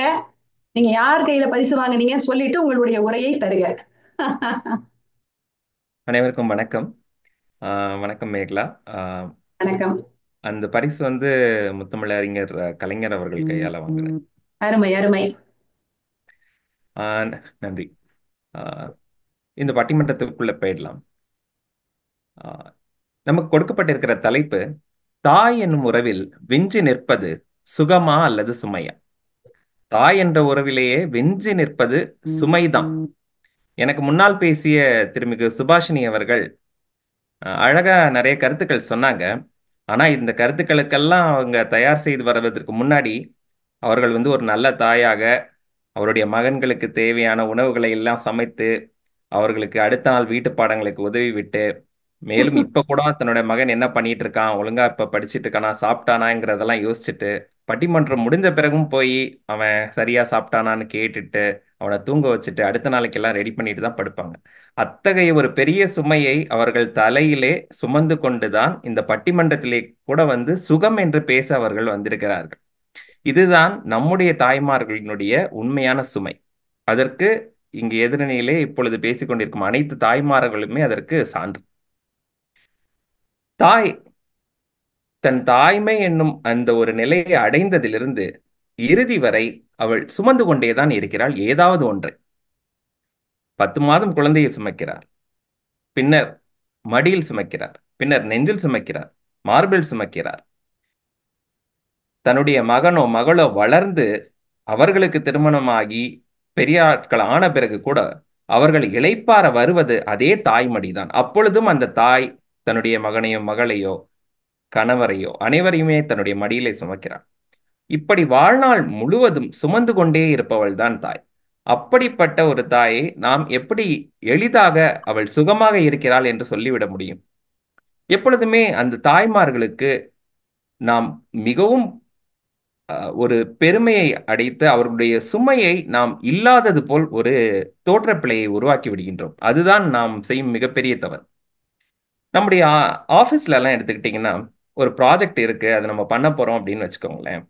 அந்த ப்ராஜெக்ட்டுக்கு ஓனர்ஷிப் அப்படின்னு ஒன்று இருக்கும் ஒருத்தவங்க கிட்ட. அந்த ஓனர்ஷிப் இருக்கிறவங்க அந்த ப்ராஜெக்ட்டுக்கு தேவையான சப்போர்ட் வேணும் அப்படின்னா இன்னொருத்தவங்கள்ட்ட அதை டெலிகேட் பண்ணலாம், அந்த சப்போர்ட்டை வாங்கிக்கலாம். இது 2 விஷயம், ஓனர்ஷிப் அண்ட் டெலிகேஷன். அதே போல தான் நம்ம வீட்லையுமே நம்மளுடைய தாய்க்கு பார்த்தீங்கன்னா எப்போதுமே அந்த ஓனர்ஷிப் இருக்கும். ஆனா அவளுடைய அந்த வேலைகளை பிறரிடம் அவ டெலிகேட் செய்வா, இல்லை சப்போர்ட் வாங்கி கொள்வா. தன்னுடைய அம்மாவிடமோ தன்னுடைய கணவரிடமோ தன்னுடைய மாமியார் மாமனாரிடமோ அந்த சப்போர்ட் வாங்கி கொள்ளும். ஆனாலும் அந்த ஓனர்ஷிப் என்பது அந்த தாயிடம் மட்டும்தான் இருக்கும். திருவள்ளுவரே ஈன்ற பொழுதினும் பெரிது வைக்கும் தன் மகனை சான்றோன் என கேட்ட தாய் அப்படின்னு சொல்லி அந்த ஓனர்ஷிப்பை எஸ்டாப்ளிஷ் பண்றார். ஆக என்னதான் அந்த சப்போர்ட் அண்ட் டெலிகேஷன் தாய் மற்றவர்களிடம் இருந்து பெற்றாலும் கூட அந்த ஓனர்ஷிப் தாயிடம் தான் இருக்கிறது. ஓனர்ஷிப் இருக்கிற இடத்திலே தான் அந்த burden of responsibility, burden of success எல்லாமே இருக்கிறது. ஓனர்ஷிப் இருக்கும் இடத்திலே தான் அந்த சுமை இருக்கிறது. அதைத்தான் நாம் தாயிடம் நாம் கொடுத்து வைத்திருக்கிறோம். இதை எப்படி நாம் சுகம் என்று சொல்ல முடியும்? அந்த தாய்மையை, அவளுக்கு கொடுத்திருக்கும் இந்த பேர்டனை எல்லாம் நாம் மறைத்து விட்டு கண்டிப்பாக சொல்ல முடியாது. எப்பொழுதுமே நம்முடைய தாய்களுக்கு இருப்பது குழந்தை வளர்ப்பதிலிருந்து குடும்பத்தை பராமரிப்பதிலிருந்து எல்லாமே அந்த சுமையாகத்தான் இருக்கிறது. இந்த உலகத்துல பார்த்தோம்னா ஒரு 6 பெண்களில் ஒருவருக்கு அந்த குழந்தை பேர் அடைவதிலே சிக்கல் இருக்கிறது என்று சொல்கிறார்கள். நம்முடைய இப்ப எத்தனையோ தொழில்நுட்ப மேம்பாடு அடைந்திருக்கிறோம், எத்தனையோ டெக்னாலஜிக்கல் டெவலப்மெண்ட்ஸ் வந்திருக்கிறது. இருந்தாலுமே பெண்களுக்கு இது ஒரு சைக்கலாஜிக்கல் பேர்டன். அதை யாரும் மறுக்க முடியாது. இன்று வரை இந்த ஒரு சூழலிலே உன்னால் ஒரு உயிரை இந்த உலகத்திற்கு கொண்டு வர முடியவில்லையே என்று குறை கூறும் சமூகம் அதிகம். அதை மாற்றி ஓர் உயிருக்கு உன்னை தாயாக பெற கொடுத்து வைக்கவில்லையே என்று யாராவது நாம் கூறியிருக்கிறோமா? இல்லை, கூறுவதே கிடையாது. அப்படியே அந்த தாய்மார்களுக்கான அந்த பேர்டனை எப்பொழுதும் அவர்களிடம் நாம் திணித்து கொண்டேதான் இருக்கிறோம். சரி, நம்ம வீடுகள்ல எல்லாமே இப்படிதான் பண்றாங்கன்னா நம்முடைய சமூகமும் சட்டமும் என்ன பண்ணுது நம்முடைய தாய்மார்களுக்கு? இந்த சூழல்ல பாத்தீங்கன்னா பல்வேறு குடும்பங்கள்ல அந்த பிளவுகள் ஏற்படுகின்றன, விவாகரத்துக்கள் ஏற்படுகின்றன, டிவோர்ஸ். இப்பொழுது அந்த சொல் மிகவும் பரவலாகிவிட்டது. பல குடும்பங்களிலே நாம் கேட்கிறோம். முன்பெல்லாம் எங்கோ ஏதோ ஒரு இடத்தில் நடக்கும் என்று எதிர்பார்த்து கொண்டிருந்த வேளையிலே தற்போதைய சூழலிலே நம்முடைய குடும்பங்களிலே நம்முடைய தெரிந்தவர்களிடம் ஓரிருவரிடமாவது இந்த சொல்லை நாம் கேட்க முடிகிறது. அத்தகைய ஒரு சூழலில் வாழ்கிறோம். இப்படிப்பட்ட ஒரு சூழலிலே நம்முடைய சட்டமும் சமூகமும் அந்த பிரிவு அடையும் அந்த குடும்பங்களிலே அந்த குழந்தைகளுடைய நிலையை யோசித்து பாருங்கள். சட்டமும் சமூகமும் என்ன சொல்கிறது? அந்த குழந்தை இவ்வாறு பிரிவுகள் ஏற்படும் பொழுது பெரும்பாலும் தாயிடம் இருப்பதுதான் சிறந்தது என்ற ஒரு பரவலான கருத்து நிலவுகிறது. அது சரி தவறு என்பதற்கு நாம் பின்னாடி சொல்லலாம். அது ஒரு பரவலான கருத்து. ஒரு சில இடங்களிலே இருவரும் பிரிந்து இருவரும் ஷேர் பண்ணி அந்த ரெஸ்பான்சிபிலிட்டி எடுத்துக்கலாம் என்று பல்வேறு அரேஞ்ச்மெண்ட்ஸ் கிரியேட்டிவா சில விஷயங்கள்லாம் பண்றாங்க. இருந்தாலுமே நம்முடைய சமூகத்திலே பரவலாக இருக்கக்கூடிய ஒரு கருத்து என்ன, தாயிடம் இருந்தால் அது சிறப்பானதாக இருக்கும் குழந்தைக்கு என்பதுதான் சட்டமும் சொல்லுகிறது, சமூகமும் அதை ஏற்றுக்கொண்டிருக்கிறது. இந்த விஷயத்தை நம்ம கொஞ்சம் கூர்ந்து ஆராய்ந்து பார்க்கணும். இந்த விஷயத்தை நீங்க கூர்ந்து நோக்கினால் இதிலுமே நாம் அந்த தாய்மார்களுக்கு ஒரு கூடுதலான சுமையை அவர்களுக்கு தெரியாமலே நாம் ஏற்றி விடுகிறோம். அதுதான் நிதர்சனமான உண்மை. சட்டமே இருவருக்கும் சமமாக என்று கொடுக்கலாம். ஆனால் அந்த தாய்மார்களுக்கு அவர்களுக்கே தெரியாமல் அதை அவர்களே சுமை என்று நம்ப வைக்கும் அளவிற்கு ஒரு பெரிய சுமையை அவர்களிடம் ஏற்படுத்துகிறோம். எத்தனை குழந்தைகள் சிங்கிள் பேரண்டாக ஒரு தாய்மார்களால் வளர்க்கப்படுகிறார்கள் எல்லா இடங்களிலும். அது அவர்களுக்கு ஒரு பெரிய சுமை தானே. ஒரு தாயினுடைய பார்வையிலே அது அவர்களுக்கு மகிழ்ச்சியை தரக்கூடியதுதான். தன்னுடைய தலையிலே ஒரு 50 கிலோ எடையை நான் சுமந்து கொண்டு செல்லலாங்க, என்னால அது முடியும். அது எனக்கு ஒரு பெரிய சுமையா கூட நான் கருத மாட்டேன். அது எனக்கு சுமையா கூட தெரியல, நான் சுமையா நினைக்கல. இருந்தாலும் ஃபேக்ட் என்ன? 50 கிலோ சுமை என்னுடைய தலையில் இருக்கிறது என்பதுதான் ஃபேக்ட். ஒரு சுமை எனக்கு பழகிவிட்டதால் மட்டுமே அது சுமை இல்லை என்று ஆகிவிடாது. சுமை என்பது எப்பொழுதுமே சுமைதான். இதுல ஒரு வேதனை என்னவென்றால், நம்முடைய தாய்மார்களிடம் இப்படி பல்வேறு சுமைகளை ஏற்றிவிட்டு அவர்களையே அது சுமையில்லை என்று நம்ப வைத்து அது சுகம் என்று மைக் போட்டு இந்த யூடியூப் சேனல்கள்ல பேச வைக்கிற அளவுக்கு அவர்கள் நம்ப வச்சிருக்கிறது தான் நம்மளுடைய சமூகத்துடைய ஒரு வேதனையான சூழல். அந்த சூழலில் தான் நாம இருக்கிறோம். எனவே தாய் எனும் உறவில் விஞ்சி நிற்பது சுமையே என்று கூறி வாய்ப்புக்கு நன்றி கூறி விடைபெறுகின்றேன். நன்றி, வணக்கம். அருமையான பொருள் பொதிந்த வாதங்களை முன்வைத்திருக்கிறீர்கள் கிங்ஸ்லி. நீங்க சொன்னதிலே முத்தாய்ப்பான விஷயம், சுமை என்பதே தெரியாத வகையிலே இந்த சமூகம் அவளை நம்ப வைத்து அதை ஏற்றுக்கொள்ள வைத்திருக்கிறது அப்படின்னா. பாக்யராஜ் ஒரு படத்துல சொல்லுவாரு, ஒரு பெண்மணி மனைவி ஆகும் போதுதான் அவளுக்கு 75% அவ பெண்ணாகிறா, தாயானாதான் 100% பெண்ணா. இப்படி யார் சட்டம் வகுத்தது? எல்லாம் இந்த ஆண்கள் சமுதாயம் தான். ஆக ஒரு பெண் எப்போது முழுமை அடைகிறாள் என்றால் அவள் தாயாகும் போதுதான் முழுமை அடைகிறாள் அப்படின்ற ஒரு அந்த உணர்வு காலம் காலமாக பெண்கள் மீது திணிக்கப்பட்டு, அப்படி இல்லைன்னா அவங்களே தங்களை குறை உள்ளவர்களாக, குற்றமுடையவர்களாக, இந்த சமூகத்திலே வாழ்வதற்கு தகுதியே அற்றவர்களாக எண்ணுகின்ற ஒரு நிலைக்கு இந்த சமூகம் காலம் காலமாக தள்ளி இருக்கிறது. சுமைகளை எல்லாம் அவங்க சுகமான சுமைகள் என்று ஏற்றுக்கொண்டு வாழ பழக்கி இருக்கிறது என்பதை நீங்கள் இப்ப மைக் போட்டு சொல்லி இருக்கிறீங்க. உண்மையை உறக்க சொன்னதற்கு என்னுடைய பாராட்டுக்கள். அடுத்ததாக இந்த மேடையிலே வாதிடுவதற்காக வருகிறார் சுகமே என்ற அணியினுடைய பேச்சாளர் சுமித்ரா ராசவேலு அவர்கள். சுமித்ரா புளோரிடாவில் உள்ள டாம்பாவிலே வசித்து வருகிறார். திருவண்ணாமலை மாவட்டத்தில் உள்ள தேசூரை சேர்ந்தவர். அறிவியலிலே முதுகலை பட்டம் பெற்றவர், கல்வியலிலே பட்டம் பெற்றவர். தமிழ் பற்று மிக்க இவர் இப்போது டாம்பா விரிகுடா தமிழ் கல்வி கழகத்திலே தன்னார்வ ஆசிரியராகவும் பணியாற்றி வருகிறார். பல பட்டிமன்றங்களிலே பங்கேற்று பேசியவர். அது மட்டும் இல்ல, பட்டிமன்றங்களை பார்ப்பதும் தனக்கு மிகவும் பிடிக்கும் அப்படின்னு சொல்லி இருக்கிறாரு. சுமித்ராவை இப்போது நான் அழைக்கிறேன். கடுமையான கருத்துக்களை எல்லாம் வச்சிருக்கிறார். என்னங்க எல்லா சுமையும் நீங்க இல்ல இல்லன்னு போய் சொல்லிட்டு சுமையெல்லாம் நீங்க சுமக்குறீங்களே அப்படின்னு. அதுக்கு உங்களுடைய பதில் என்ன சுமித்ரா? உங்களுடைய பதிலை நான் அவரோடு எதிர்பார்க்கிறேன். வாங்க சுமித்ரா, சுகம்தான் என்று உங்களுடைய கருத்தை நிறுவ வாருங்கள். எங்கள் வாழ்வும் எங்கள் வளமும் மங்காத தமிழ் என்று சங்கே நீ முழங்கு. பெருமதிப்பிற்கு மரியாதைக்கும் உரிய இப்பட்டிமன்றத்தின் நடுவர் அவர்களுக்கும், பெருமை மிகு 2 அணி பேச்சாளர்களுக்கும், தாய்மையின் சுகத்தை அனுபவித்துக் கொண்டிருக்கும் உலகெங்கும் உள்ள தாய்மார்களுக்கும், இந்த தமிழ் அமெரிக்க தொலைக்காட்சியின் நேயர்களாகிய உங்கள் அனைவருக்கும் எனது அன்பான வணக்கத்தை தெரிவித்துக் கொள்கிறேன்.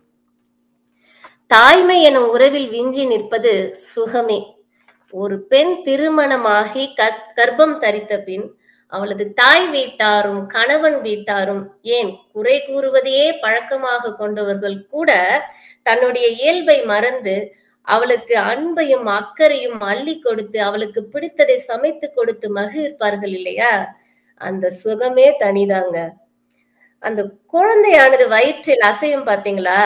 அந்த அசைவுகள்ல ஏற்படுகிற பரவசம் இருக்குது பாத்தீங்களா? அதை வார்த்தைகளால வர்ணிக்க முடியாது. ஒரு பேறுகால வலிங்கிறது மிக பெரியதுதான். ஆனா அந்த குழந்தை பிறக்கும் அந்த நொடியில் நாங்கள் அடையும் ஆனந்தத்திற்கு அளவே கிடையாதுங்க. ஒரு விவசாய வேலை செய்யற பெண் வேலை செய்துட்டு இருக்கிற போது யானையில தூங்கி கொண்டிருக்கிற குழந்தையினுடைய குரலை கேட்டதான் அவளுடைய வேலையை விட்டுட்டு அப்படியே ஓடி போய் பால் கொடுப்பாளாம். அந்த குழந்தை சிரித்து கொண்டே பால் குடிக்கும் பொழுது அந்த முகத்தை பார்க்கும் போது அவளுடைய களைப்பு எல்லாமே பறந்து போயிடும்னு சொல்லுவாங்க எங்க பாட்டி.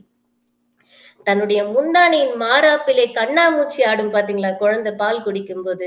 அதனுடைய முகத்தை பார்ப்பதில் விட வேற என்ன சுகங்க இந்த உலகத்துல இருக்குது? ஒரு பெண்ணானவள் ஒரு குழந்தையை பெற்று வளர்ப்பது மட்டும் சுகம் அல்ல, அந்த குழந்தையை சீராக, முறையாக, பண்பாளனாக, கல்வியாளனாக வளர்த்து இந்த உலகத்திற்கு அவள் ஒப்படைக்கும் போதுதான் அவள் பெரும் மகிழ்ச்சி அடைகிறாள். உதாரணமா பாத்தீங்கன்னா, இங்க அமெரிக்கால நடந்த தேசிய அளவுல தமிழ் தேனி போட்டி இப்ப பேரவை சார்பா நடந்தது. அதுல என்னோட 2 குழந்தைகளும் கலந்துக்கிட்டாங்க. அதுக்காக கடின உழைப்பு போட வேண்டியிருந்தது. நிறைய பணிச்சுமைகள் அதிகமா தான் இருந்தது. ஆனா அவர்கள் வெற்றியாளர்கள் என்று அறிவிக்கும் போது நான் பெற்ற இன்பம் எவ்வளவு மகிழ்ச்சியானது. இதைத்தான வள்ளுவர் சொல்றாரு, குழல் ஈன்ற பொழுதும் பெரிதுவக்கும் தன் மகனை சான்றோன் என கேட்ட தாய்னு. நான் அமெரிக்கா வந்த போது கூட எங்க அம்மா மகிழ்ச்சி அடைஞ்சிருக்க மாட்டாங்க. இன்னைக்கு அமெரிக்க தொலைக்காட்சியில நான் பட்டிமன்றம் பேசும்போது அவங்க எவ்வளவு பெரிய மகிழ்ச்சி அடைய போறாங்க. இதை மறுக்க முடியுமா உங்களால? எதிரணியினால குழந்தை இந்த கையில குழைத்த சோறு அமிழ்தை விட இனிது இல்லையா? தன்னுடைய குழந்தை பேசும் மழலை சொல்லை கேட்கும் போது கிடைக்கும் சுகமே தனிங்க. குழல் இனிது யாழினிது என்பது தம் மக்கள் மழலை சொல் கேளாது. இவங்க யாருன்னா இந்த எதிரணியில இருக்கிறவங்க நடுவர் அவர்களே. இந்த வேலைக்கு போற எத்தனை தாய்மார்கள் தன் குழந்தையினுடைய பேச்சையும் அசைவுகளையும் குறும்புகளையும் என்னால் பார்க்க முடியவில்லையே என்று ஏங்கி தவிக்கும் வேலைக்கு செல்லும் பெண்கள் எத்தனை பேர் இருக்கிறார்கள் தெரியுமா? நான் எப்போதாவது சோர்ந்து உட்காரும் போதோ இல்ல ஏதாவது ஒரு கவலையா இருக்கும் போதோ என் மகள் ஓடோடி வந்து உனக்கு என்னம்மா ஆச்சுன்னு என் கண்ணை துடைப்பா பாருங்க. அப்ப அந்த கவலையெல்லாம் பறந்து போயிடுங்க. இந்த சுகம் வேறு எங்க எப்படி எனக்கு கிடைக்கும்னு நினைக்கிறீங்க? எனக்கு 3 குழந்தைங்க இருக்கிறாங்க. பாக்குறவங்க எல்லாம் கேட்பாங்க எப்படி சமாளிக்கிறீங்கன்னு. ஆனா என் குழந்தைகளை நான் ஒருபோதும் சுமையாக நினைத்ததில்லை. இன்னும் கொஞ்சம் நேரம் இருந்தா நல்லா இருக்குமே நினைப்பேனே தவிர என் குழந்தைகளை நான் சுமையாக என்றும் கருதியது இல்லை. பல வீடுகள்ல அம்மா தோசை ஊத்தி முடிச்சு ஸ்டவ் ஆஃப் பண்ணிட்டு வருவாங்க. ஆனா குழந்தை வந்து எனக்கு ஒரு தோசை வேணும்னு கேட்கும். உடனே அந்த சுமையா நினைக்காம மகிழ்ச்சியோட போய் தோசையை ஊத்துவாங்க. கிங்ஸ்லி சொன்னாரு, நாங்க வந்து குழந்தைங்க சாப்பிட்டாங்களா, வீடு பாடம் முடிச்சாங்களான்னு ஒரு சுமையோட வந்து பட்டிமன்றத்துல உட்கார்ந்து இருக்கோம். குழந்தை சாப்பிட்டு நல்லா வீட்டு பாடத்தை முடிச்சுட்டு அவங்க தூங்கினால அதை விட பெரிய சுகம் எங்களுக்கு அன்னைக்கு கிடையாதுங்க. அதுதான் எங்களுக்கு பெரிய சுகமே. ஒரு குழந்தை வயிறு நிறைய சாப்பிட்டால் அதை கண்டு மன நிறைவு அடையக்கூடிய ஒரே உறவு தாய் உறவு தாங்க. ஒரு பெண்ணுக்கு கணவரும் குடும்ப உறவும் நன்றாக அமைந்து விட்டால் குழந்தை வளர்ப்பது என்பது மிக பெரிய சுகம். ஒருவேளை கிங்ஸ்லி சொன்ன மாதிரி உறவுகள் அவளை கைவிட்டாலும் கூட குழந்தை செல்வம் இருந்தால் அவளுக்கு அதுவே மிக பெரிய ஆறுதலையும் மகிழ்ச்சியும் தர வல்லது என்பதை உங்களால் மறுக்க முடியுமா எதிரணியினரே? மறுக்க முடியாது. சோ பிள்ளைகளை பெற்றால் பழி இல்லாத பிள்ளைகளை பெற வேண்டும்னு வள்ளுவர் மக்கட்பேறு அதிகாரத்துல சொல்றாரு. எழுபிறப்பும் தீயவை தீண்டா பழி இறங்கா பண்புடை மக்கள் பெறும். பழி இல்லாத உயர் பண்புகளை கொண்ட குழந்தைகளை பெற்றெடுத்தால் 7 பிறவிலும் துன்பங்கள் அண்டாதான் அவங்கள அப்படின்னு வள்ளுவர் சொல்றாரு. எனவே உண்மையான நேர்மையான தாயின் உறவால் அந்த தாய்க்கு மட்டுமல்ல இந்த உலகத்திற்கே சுகம் அளிக்க வல்லது என்று கூறி வாய்ப்பளித்தமைக்கு நன்றி கூறி இடம் சாருகிறேன். நன்றி, வணக்கம். அருமை சுமித்ரா. அவர்கள் சுமை என்று சொன்னதையெல்லாம் இல்லை, அவை சுகம்தான். அதை எடுத்துக் கொள்ளுகிற கோணத்திலே தான் இருக்கிறது. வயலிலே வேலை செய்கிற தாயாக இருந்தாலும் அந்த குழந்தை குரல் கொடுத்தால் ஓடி சென்று பால் ஊட்டுவதிலே அவளுக்கு இன்பம். குழந்தைகள் வந்து வீட்டு பாடம் செய்கிறார்கள் என்றால் அதை பார்ப்பதிலே ஒரு இன்பம். அதை எடுத்துக்கொள்ளுகிற வகையில தான் இருக்கு. நான் அழும்போது என்னுடைய மகள் என் கண்ணீரை துடைப்பாளே, அதற்கு இணையான இன்பம் வேற என்ன இருக்கிறது என்றெல்லாம் நம்முடைய சொந்த வாழ்க்கையிலிருந்தே பல சான்றுகளை காட்டி 3 குழந்தைகளையும் நான் மகிழ்ச்சியாக வளர்த்து வருகிறேன், அதனால் நான் இன்பமே அடைகிறேன் என்று பேசிவிட்டிருக்கிறார் சுமித்ரா அவர்கள். இப்போது சுமையே என்ற அணியை தூக்கி சுமப்பதற்காக அடுத்த பேச்சாளராக ஆனந்த பிரகாஷ் நித்யானந்தத்தை நான் அழைக்கிறேன். இவருடைய சொந்த ஊர் வத்தலகுண்டு. கலிபோர்னியாவிலே மனைவி சுபா மற்றும் 2 குழந்தைகளுடன் வசித்து வருகிறார்.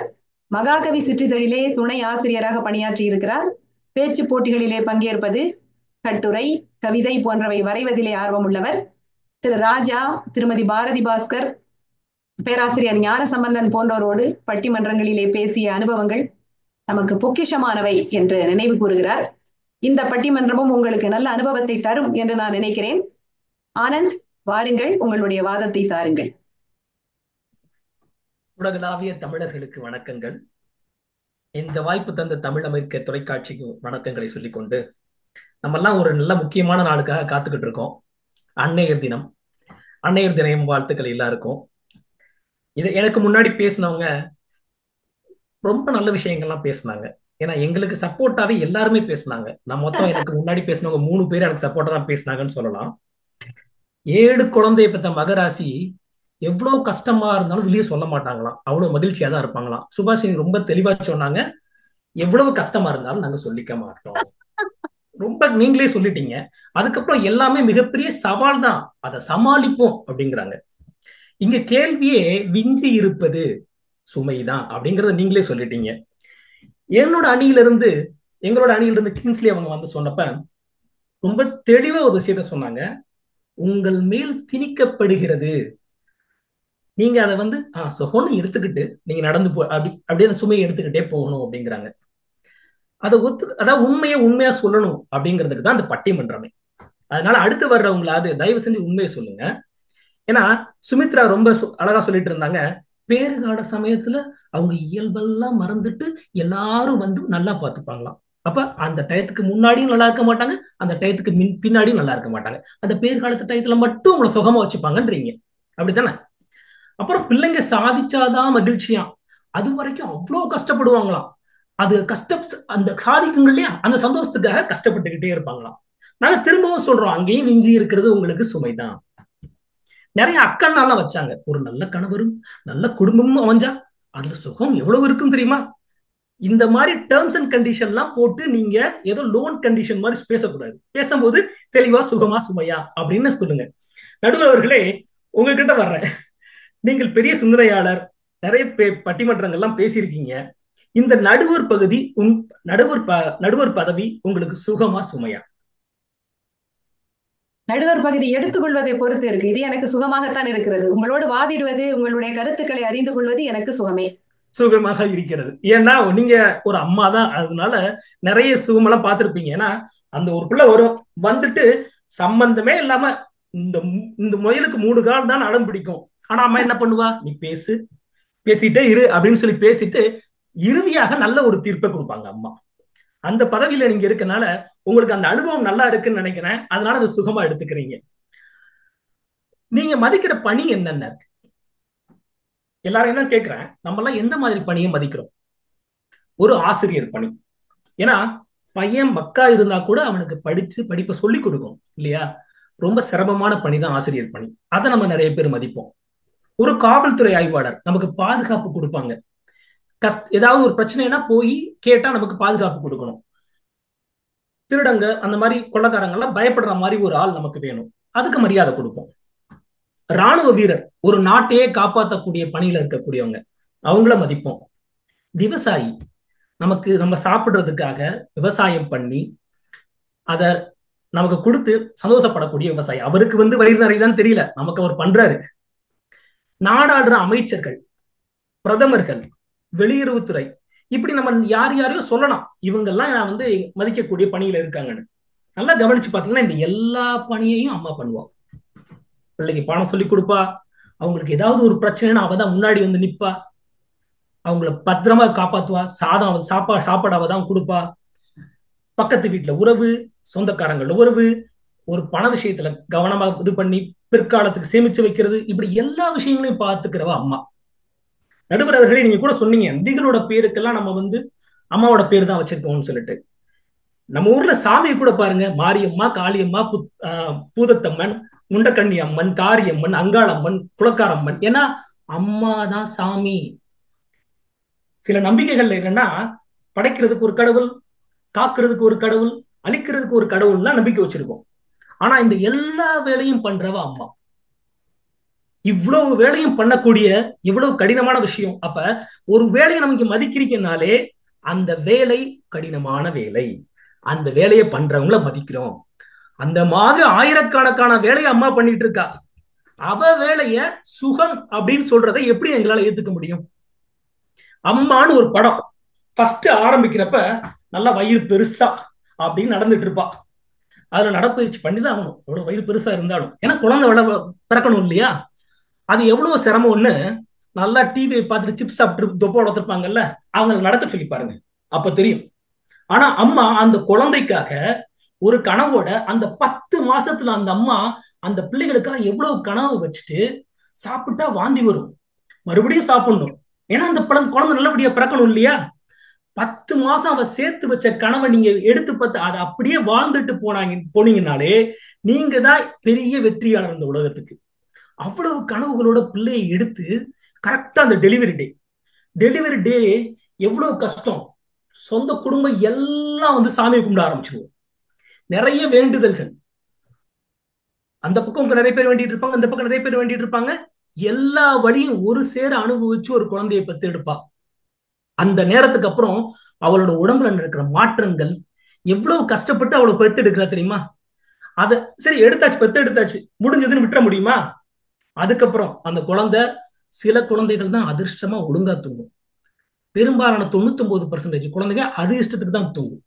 அது முழிக்கிறப்ப அதுக்கு சாப்பாடு கொடுக்கணும், அதை பார்த்துக்கணும். இந்தியாவில இருந்தா பரவாயில்ல, நீங்க சொன்னீங்களே என்னுடைய அணியில இருந்து கிங்ஸ்லி சொன்னாங்க இல்லையா, நம்ம டெலிகேட் பண்ணிடலாம், அது மாதிரி ஒர்க்க கூட டெலிகேட் பண்ண முடியும். ஆனா வெளிநாட்டுல வாழக்கூடிய தாய்மார்களோட நிலைமையை யோசிச்சு பாருங்க. அவ்வளவு சிரமப்பட்டு பிள்ளையை வளர்த்து 2 வயசு ஆனதுக்கு அப்புறம் அந்த பிள்ளைய பின்னாடியே ஓடணும். நம்ம அந்த பிள்ளைய நல்லா வளர்த்தெடுக்கணும், ஒழுக்கத்தை கத்துக் கொடுக்கணும், பள்ளிக்கு அனுப்பணும், அவனுக்கு வந்து காலையில எந்திரிச்சதுக்கு நல்ல சத்தான உணவை கொடுக்கணும்.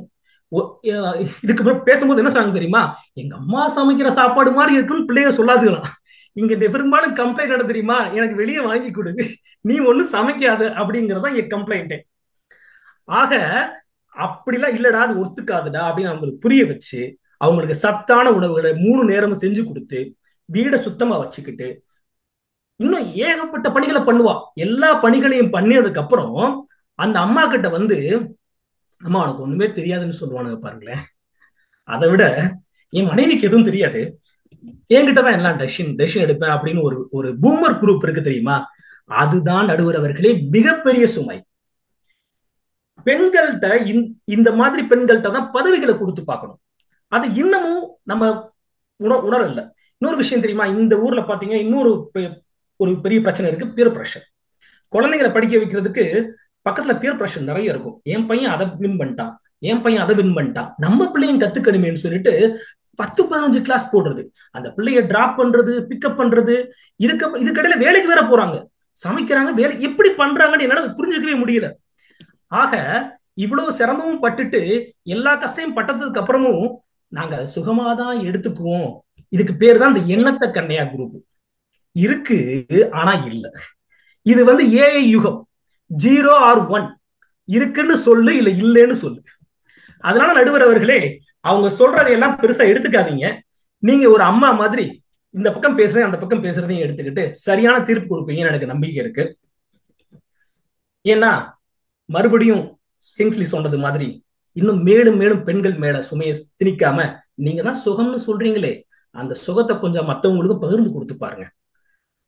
சோ நீங்க சுகம் ஏற்றுக்கொள்றத மற்றவங்களையும் ஏற்க சொல்லி பகிர்ந்து கொடுக்கணும்னு சொல்லிட்டு இந்த ஒரு நல்ல தீர்ப்பா நீங்க அன்னையர் தினத்துக்கு கொடுப்பீங்க நம்பிக்கையோட நன்றி சொல்கிறேன். நன்றி, வணக்கம். நல்ல சிந்தனைகளை கொடுத்திருக்கிறீர்கள் ஆனந்த். எதுக்காக இவ்வளவு சுமையையும் சுமந்துகிட்டு இல்ல இல்ல இல்லன்னு நீங்க சொல்லி போலியாக உங்களையே நீங்கள் ஏமாற்றிக் கொள்கிறீர்கள்? எவ்வளவு கஷ்டப்படுறீங்கன்னு பக்கத்துல இருந்து பார்த்துட்டு மனுஷன் புட்டு வைக்கிறாருப்பா. அவங்க வீட்டுல அவங்க மனைவி செய்யறதெல்லாம் பார்த்துருப்பாருன்னு நினைக்கிறேன்.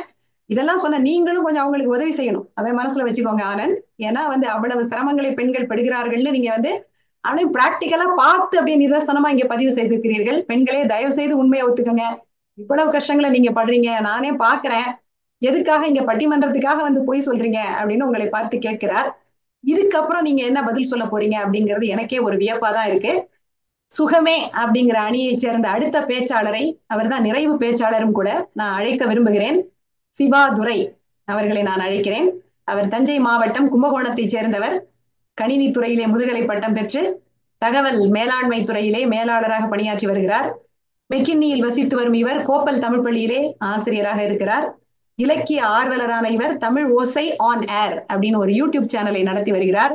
MTS இணைய வானொலியிலே ஊரும் உறவும் கதை சொல்லி என்ற நிகழ்ச்சியின் மூலமாக சிறந்த தமிழ் சிறுகதைகளை எல்லாம் தொடர்ந்து தொகுத்து வழங்கி இருக்கிறார். மேடை பேச்சு இவருக்கு மிகவும் பிடித்தமானதுன்னு வேற குறிப்பிட்டிருக்காரு. வாங்க, மேடை உங்களுக்காக காத்திருக்கிறது. நீங்க சுகமே அப்படிங்கிறதுக்கு இப்ப நிறைய நம்புற மாதிரியான ஆதாரங்களை கொடுக்கணும். ஏன்னா சுமை அப்படிங்கிறதுக்கு அவங்க பக்கத்திலே பார்த்த மாதிரி எல்லாமே ரன்னிங் கமெண்ட்ரி மாதிரி கொடுத்துட்டு போயிருக்காங்க. உங்களதான் நம்பி இருக்கு உங்க அணி, வாங்க. அனைவருக்கும் வணக்கம். அன்னையர் தின வாழ்த்துக்களோடு நடுவர் அவர்களை வணங்கி சக பேச்சாளர்களையும் எண்ணணி பேச்சாளர்களுக்கும் என்னுடைய வணக்கத்தை தெரிவித்துவிட்டு, இந்த தலைப்பு தாய் எனும் உறவில் விஞ்சி நிற்பது அப்படின்ன உடனே ரொம்ப உணர்ச்சி வசப்பட்டுட்டாங்க. இந்த அரண்மனை கிளி மாதிரியான ராஜ்கிரண் படங்களெல்லாம் பார்த்துருப்பாருன்னு நினைக்கிறேன் ஆனந்த் பிரகாஷ். வரேன், அவருடைய பாயிண்ட்டுக்கெலாம் வரேன். எங்கள் அணியில் ரொம்ப அழகாக சொன்னாங்க. ஒரு மக்களை பெற்ற மகராசி அந்த காலத்தில் பெற்றாங்க, அதுங்களா வளர்ந்துச்சு, பாதி கைட் பண்ணி விட்டாங்கங்கிறத சுபா அவ்வளோ அழகாக சொன்னாங்க. கிங்ஸ்லி அவர் பாவம் இன்னும் பழைய வாட்டர் ஃபால் மெத்தடில் வேலை பார்க்குறாரு போல இருக்குது. ப்ராஜெக்டில் வந்தோடனே ப்ராஜெக்ட் ஓனர்ஷிப்னா என்னன்னு தெரியுமா, நீங்கள் சப்போர்ட் டெலிகேஷன் பண்ணலாம் தெரியுமா, ஒர்க் ஃப்ளோ செட்டிங்கில் பஸ் அதான் சப்போர்ட் எடுத்துக்கிறாங்கல்ல, அப்போ வேலை குறையுதில்ல, சும்மா குறையுதில்ல, சும்மா குறைஞ்சா சுகம் தானே, லீவ் போட முடியாத வேலை பார்த்தா தானே பஸ் சும்மா. ஸோ இந்த ப்ராஜெக்ட் ஐடியில் வேலை பார்க்குற மக்கள்கிட்ட இதுதான் ஒரு பெரிய பிரச்சனை எல்லாத்தையும். ஆனால் இப்போ இருக்கிற அம்மாவை பற்றிலாம் உங்களுக்கு தெரியாது பாஸ். எவ்வளோ ஸ்டோரி இருந்தாலும் எல்லாத்தையும் பேக்லாகில் போட்டுட்டு அந்த இட்ரேஷனுக்கு என்ன முடியுமோ ஒரு 8 பாயிண்ட் ஸ்டோரி கொடுத்தா கூட 6 பாயிண்ட் தான் பண்ணுவேன்னு சொல்லிட்டு போகிற அசால்ட்டான காலத்தில் போய் பாவம் இன்னும் வாட்டர் ஃபால் மெத்தடாலஜியில் இருக்கீங்கன்னு நினைக்கிறேன். மாறிடுங்க பாஸ். அடுத்தது விவாகரத்து பாஸ். விவாகரத்தை இப்போ நீங்கள் சமீப கால ரிசல்ட்டெல்லாம் பார்க்கலன்னு நினைக்கிறேன். ஆண்களை போட்டு டார்ச்சர் பண்ணி உச்சநீதிமன்றத்துலேருந்தே மாதம் 65,000 ரூபாலாம் நீ செலவு பண்ணக்கூடாதுமா, நீனே சம்பாதிச்சு சாப்பிடுன்னு சொல்கிற அளவுக்கு நிலைமை மாறிவிட்டது. அது ஒரு சுகத்துக்கான முதல் வழி. பிடிக்கலைன்னா பிரிஞ்சு போகிறாங்க. இதெல்லாம் ஒரு பெரிய பிரச்சனையா? ஏன் விவாகரத்து நிறையா வாங்குகிறோம்? எல்லாரும் கார் வாங்குகிறோம், வீடு வாங்குகிறோம், நிறைய சம்பளம் வாங்குகிறோம், விவாகரத்தும் வாங்குகிறோம், அவ்வளோதான். As simple as that. லைட்டாக போயிடணும் பஸ். அதெல்லாம் இதில் சிங்கிள் பேரண்ட்டு ஒரு இத்தனை நாள் ஜீன் ஜென்ரேஷனில் ஒரு 200 வருஷமே வச்சுங்க, அதுக்கு முன்னாடி போக வேணாம். நம்ம பெண்களுக்கு பழகின வேலைகளை அவங்க ஒரு பிள்ளையை வளர்க்குறது பெரிய விஷயம் இல்லை. எத்தனை சிங்கிள் பேரண்டிங் ஆண்கள் கஷ்டப்படுறாங்க. எனக்கு தெரிந்த நண்பர்களே இருக்காங்க. நான் அதுக்குள்ளே அந்த கழிவு இறக்கத்துக்குள்ளே நான் போக விரும்பலை. இப்போ உங்களை மாதிரி சொன்னால் அப்புறம் பாக்யராஜ் அவர் பெண்களுக்கு எப்படி சொன்னாங்கன்னு சொன்னீங்கல்ல. ஆமாம், இந்த லிட்டில் பிரின்சஸ் பார்த்தீங்கன்னா இவங்க பண்ணுற லூட்டி. இப்போ இயக்குனர் சீனு ராமசாமி அவருடைய கவிதைகள்லாம் வாசித்து இன்ஸ்டாகிராமில் வருது, அந்த பணுவல் நிலையத்திலேருந்து. அதில் ஒரு மிக அழகான கவிதை ஒன்று. ஒரு தந்தை உருகி எழுதியிருக்காரு. அவர் தந்தையா, அவர் கவிஞர் தான் எழுதியிருக்காரு. மகளே, நீ விட்டு சென்ற வீடு இன்னமும் உன் வீடாகத்தான் இருக்கிறது அப்படின்னு அந்த கவிதையை வாசித்து முடிச்சோடனே நம்ம கேட்கறதுக்கு நிறைவாக இருக்குது. கீழே ஒருத்தன் கமெண்ட் போடுறான், ஆமாம் ஆனால் பத்திரமா அண்ணன் பேரில் இருக்குது, பத்திரமா அண்ணன் பேரில் இருக்குது, வீடு வீடாக தான் இருக்குது. இந்த மாதிரி இன்றைக்கி எல்லாத்தையுமே ஒரு லைட்டாக எடுத்துக்கிற மோடில் வந்துட்டோம் நம்ம. இந்த கிங்ஸ்லி அவர்கள் சொன்னது அதுக்கப்புறம் இந்த ஒரு அன்னையர் அப்படின்னோடனே தொப்புள் கொடி உறவோட போய் மாட்டிக்கிறோம் நம்ம. அப்படி இல்லை. தாய் எனும் உறவுங்கிறது அது ஒரு உறவு நிலை. இப்போ எப்படி நீ மாமா மச்சான் அண்ணான்னு சொல்கிறோமோ அந்த மாதிரி ஒரு உறவு. இப்போ 3ஆம் பாலினம் நம்ம பற்றி யோசிக்கிறதே இல்லை பேசும்போதெல்லாம். அவர்களும் திருமணம் செய்து கொள்கிறார்கள், அவர்களும் குழந்தைகளை தத்தெடுத்து வளர்க்குறார்கள். அப்போது அங்கே அம்மாங்கிற ஒரு உறவு எங்கே வருது? அவங்க பெற்றால்தான் பிள்ளையா அப்படின்னு நம்ம கேட்க வேண்டிய ஒரு கேள்வியில் இருக்கும். இப்போ சுகமா சுமையா அப்படின்னு பார்த்தோன்னா விரும்பி ஏற்றுக்கொள்வது. இதுக்கு தான் ஒருத்தர் சொல்லும்போது சொல்கிறாரு, நாங்கள் என்ன வேண்டாம்னா சொன்னோம், எங்கள் இறைப்பையோடு கருப்பையையும் இறைவன் கொடுத்திருந்தால் நாங்கள் மறுப்பையா சொல்லியிருக்க முடியும் ஆண்களுக்கு. ஏன்னா நாங்கள் என்ன வச்சுக்கிட்டா என்ன பண்ணுறோம்? முடியாது, பெண் தான் அதை பண்ணணும். அதுக்காக பிரசவ வலி பேறுகால வலிங்கிறது யாராலையும் தாங்க முடியாத வலி அப்படின்னு சொல்லுவாங்க. இராணுவ முகாம்களில் நடக்கக்கூடிய சித்திரவதைகளை தாங்கக்கூட முடியும், இது தாங்க முடியாதுன்னு சொல்லுவாங்க ஒரு உதாரணத்திற்கு. அதுக்காக அது ஒன்றை வச்சுக்கிட்டே கம்பி கட்ட முடியுமா எல்லா இடத்துலையும்? அடுத்தது நம்ம ஆனந்த் பிரகாஷ் திணிக்கிறாங்க அப்படின்னாரு. இதென்ன ஹிந்தியா நாங்கள் திணிக்கிறதுக்கு? அப்படியே திணிச்சாலும் நீங்கள் எடுத்துப்பீங்களா? நல்ல குடும்பம் அமைஞ்சா நல்லதுன்னு சொன்னாங்க எங்கள் அணியிலேருந்து ஒருத்தங்க. அது ஒரு குத்தமாயா? ஒரு எதிர்பார்ப்பு ஒரு பெண்ணுக்கு கல்யாணம் ஆகி போகணும், நல்ல குடும்பம் அமைஞ்சா நான் நல்லா இருப்பேன், சிரிச்சுக்கிட்டே பேசுவேன், 3 பிள்ளைய பற்றி நல்லா வளர்ப்பேன்னு சொல்கிறாங்க. உடனே அப்படிலாம் நீங்கள் எதிர்பார்த்து போகக்கூடாது, நாங்கள் பிரச்சனை பண்ணுவோம். அப்போ நாங்களும் பிரச்சனை பண்ணுவோம் எங்கள் சைட்லேருந்து. நாங்கள் சுகமாக எடுத்துக்கிறதுன்னு முடிவு பண்ணிட்டோம். நீங்கள் எத்தனை தான் கம்பி கட்டி இதை சுமைன்னு சொன்னாலும் எங்களுக்கு எது சுமை எது சுகம் என்று பிரித்து பார்க்குற தெரிஞ்சிருக்கு. இப்போ நடுவர்கிட்டே போயிட்டு பாரத பிரகாஷ் பண்ண வில்லத்தனம் இருக்கு பாருங்க, ஏகப்பட்ட வில்லத்தனம். நடுவர்கிட்டயே போய் உங்களுக்கு இந்த பதவி சுகமா சுமையா, அவங்க நல்ல தேர்ந்த பேச்சாளருங்கிறதுனால சமாளிச்சிட்டாங்க. இதை அவங்க சுமைன்னு சொல்லியிருந்தா இவர் நடுவர் பதவிக்கு ஆட்டை போட்டுக்கலான்னு பார்த்துருக்காரு. பட்டிமன்றத்தில் பேசும்போது எத்தனை வேலைகளை பண்றாங்க பாருங்க. அவர் முன்னாடி கிங்ஸ்லி பேசினப்ப ப்ராஜெக்ட் வாட்டர் ஃபால் அஜயல்னு சொன்னா, இவர் ரோல்ஸ் அண்ட் ரெஸ்பான்சிபிலிட்டி எல்லா டாஸ்க்கும். விவசாயி என்ன செய்தார் தெரியுமா, ராணுவம் என்ன செய்கிறது தெரியுமா, அம்மா அத்தனையும் செய்கிறாங்க. பாஸ் பாஸ் கட்டலாம், இவ்வளவு கம்பி கட்டக்கூடாது அதுக்குன்னு. இப்பெல்லாம் நிலைமை எங்கே தெரியுமா போயிட்டு இருக்கு? டபுள் இன்கம், நோ கிட்டு, டிங்கு, சிங்கு, குழந்தை வேண்டுமா வேண்டாமான்னு அடுத்த தலைமுறை யோசிக்கிற அளவுக்கு வந்துட்டாங்க. அப்போ தாய் எனும் உறவு என்ன ஆகுங்க? இது வந்து ஒரு உறவு சங்கிலி. இந்த சங்கிலியை நம்ம அறுத்துடக்கூடாது. அதனால இதை வந்து ரொம்ப ஓவராக நம்ம வந்து சொல்லி சொல்லி சொல்லி சுமை சுமை சுமைன்னு சொல்லி சாமி பெயர்லாம் சொன்னார். ஆமாம், சாமி சாமின்னு சொன்னோம். என்றைக்காவது அம்மா உட்கார வச்சு சோறு போட்டோமா நம்ம? இப்போ கூட ஊருக்கு போனால் அம்மா அந்த அந்த குழம்பு நீ ஒன்று வைப்பல்ல, அந்த வத்தல் ஒன்று பொரிப்பல்ல, கேட்டு சாப்பிட்றோம்ல. இப்போ சுபாஷன்லாம் அதுக்காகவே ஊருக்கு போவாங்க. பட்டிமன்றத்தை விட்டுருங்க, எங்கள் அணி தான். இது இருந்தாலும் அதுக்காக ஊருக்கு போன காலம்லாம் உண்டு. இப்போ அடுத்தது கர்ப்பம் ஒரு மேட்டர் ஒன்று சொன்னார், லேடி சென்டிமெண்ட். பாக்கியராஜ் ராஜகிரனுக்கு அப்புறம் ஆனந்த பிரகாஷ் பேசினதுக்கப்புறம் நான் பார்த்தா தமிழ் திரையுலகில் அடுத்தது ஒரு 2-3 அம்மா சென்டிமெண்ட் படத்துக்கான கதையை வச்சிருப்பாரு போல இருக்கு. ஒரு நாள் ஏதோ வீட்டில் குழந்தை தூங்கி இருக்கு, நடுப்புற எந்த அழுது இருக்கு, தலைவர் அதை கவனிக்காமல் தூங்கியிருக்காரு, வசமாக வாங்கியிருக்காரு. அதனால குழந்தைய பார்த்துக்கிறதுலாம், பெத்தா குழந்தை அழுவும், நம்மளே வயிற்று வலி சார் அதில் எழுந்துச்சு உட்காரது இல்லையா. அடுத்தது அம்மா உனக்கு தெரியாதுன்னு சொல்லுவாங்களாம். தெரியாதுன்னு தான் சொல்லுவாங்க. நம்ம தலைமுறை இல்லை, நமக்கு முன்னாடி தலைமுறை, அதுக்கு முன்னாடி தலைமுறைட்டெல்லாம் பேசி பாருங்க. வளர்ந்து வர மனித இயல்பில் அந்த டீனேஜை தாண்டும் போது அவன் கேட்பான், அப்பா நீ சொல்கிறது சரியில்லைன்னு. அப்பாட்ட நெஞ்ச நிமித்தி பேசுவோம், அம்மா கிட்ட முறைச்சி பேசுவோம். அதெல்லாம் இயல்புங்க. அதை போய் நீங்கள் வந்து சுமைன்னு சொல்லக்கூடாது. இந்த மாதிரி இருக்கிற அம்மாக்கள்கிட்ட தான் பதவியை கொடுக்கணுமா? யார்? ஆனந்த பிரகாஷ் சொல்கிறார். என்னது பெரிய பெரிய பதவியை கொண்டு கொடுத்தா இவர் நைஸாக போய், அம்மா உன்னோட சுமையை பார்த்தா எனக்கு பயமாக இருக்குது, அந்த கையெழுத்து போடுற வேலையை மட்டும் எங்கிட்ட கொடு, நான் கையெழுத்து போட்டு எல்லா வேலையும் முடிச்சுக்கிறேன் அப்படின்னு சொல்லி ஆட்டை போடுறதுக்கு தான் இந்த சுமை சுமை சுமை என்று அவர்களை சொல்லி. நம்ம நடுவர் வந்து ஒரு வைஜெயந்தி ஐபிஎஸ் மாதிரி ஸ்ட்ரிக்டாக இருக்குது தெரியாது ஆனந்த பிரகாஷ், வசமாக போய் சொல்லிட்டார் இதெல்லாம். அதனால தான் அவங்க பெண்களுக்கு சப்போர்ட் பண்ணி பேசிட்டாங்க. இப்போ அடுத்ததா நிறைவா சுமை சுகம் இது ரெண்டுத்துக்குமான டிஃபரன்சியேஷன் என்ன நமக்கு தெரியணுங்க. இது பெண்களால் அந்த ஒரு வேலையை அவங்களால தான் செய்ய முடியும் அப்படிங்கிறது இருக்கும் பொழுது, இதில் போய் ஆண்களுக்கு எக்கச்சக்கமான சுமை இருக்குது அப்படின்னு சொல்ல, அதாவது ஆண்கள் சுகமாக இருக்கிறார்கள் அப்படின்னு சொல்ல முடியல இன்றைக்கி இருக்கிற காலகட்டத்தில்ங்கிறது தான் என்னுடைய வாதம். இப்போ இந்த பாக்யராஜ் பெண்களை பற்றி சொன்னதற்கு இப்போ ஆண்கள்லாம் பழி வாங்கிட்டு இருக்காங்க. ஏன்னா 2000 ஆரம்பித்த டேட்ஸ்லாம் அந்த லிட்டில் பிரின்சஸை வளர்த்து விட்டு, இந்த லிட்டில் பிரின்சஸ்லாம் இப்போ வீட்டில் வேலை செய்ய மாட்டேங்குது, குழந்தை பெற்றுக்குமானே தெரில எதிர்காலத்தில். அதனால் அதை காம்பன்சேட் பண்ணுறதுக்கும் ஆண்கள் உழைச்சிக்கிட்டு இருக்காங்கங்கிறது நல்லா தெளிவாக தெரியுது. அதனால் இது சுமை என்றால் சுமை, சுகம் என்றால் சுகம் அப்படின்னு நான் பொதுவாக பேசிட்டு போயிட முடியாதுங்க. ஏன்னா நான் சுகம்னு பேசுகிறதுக்கு வந்திருக்கேன்.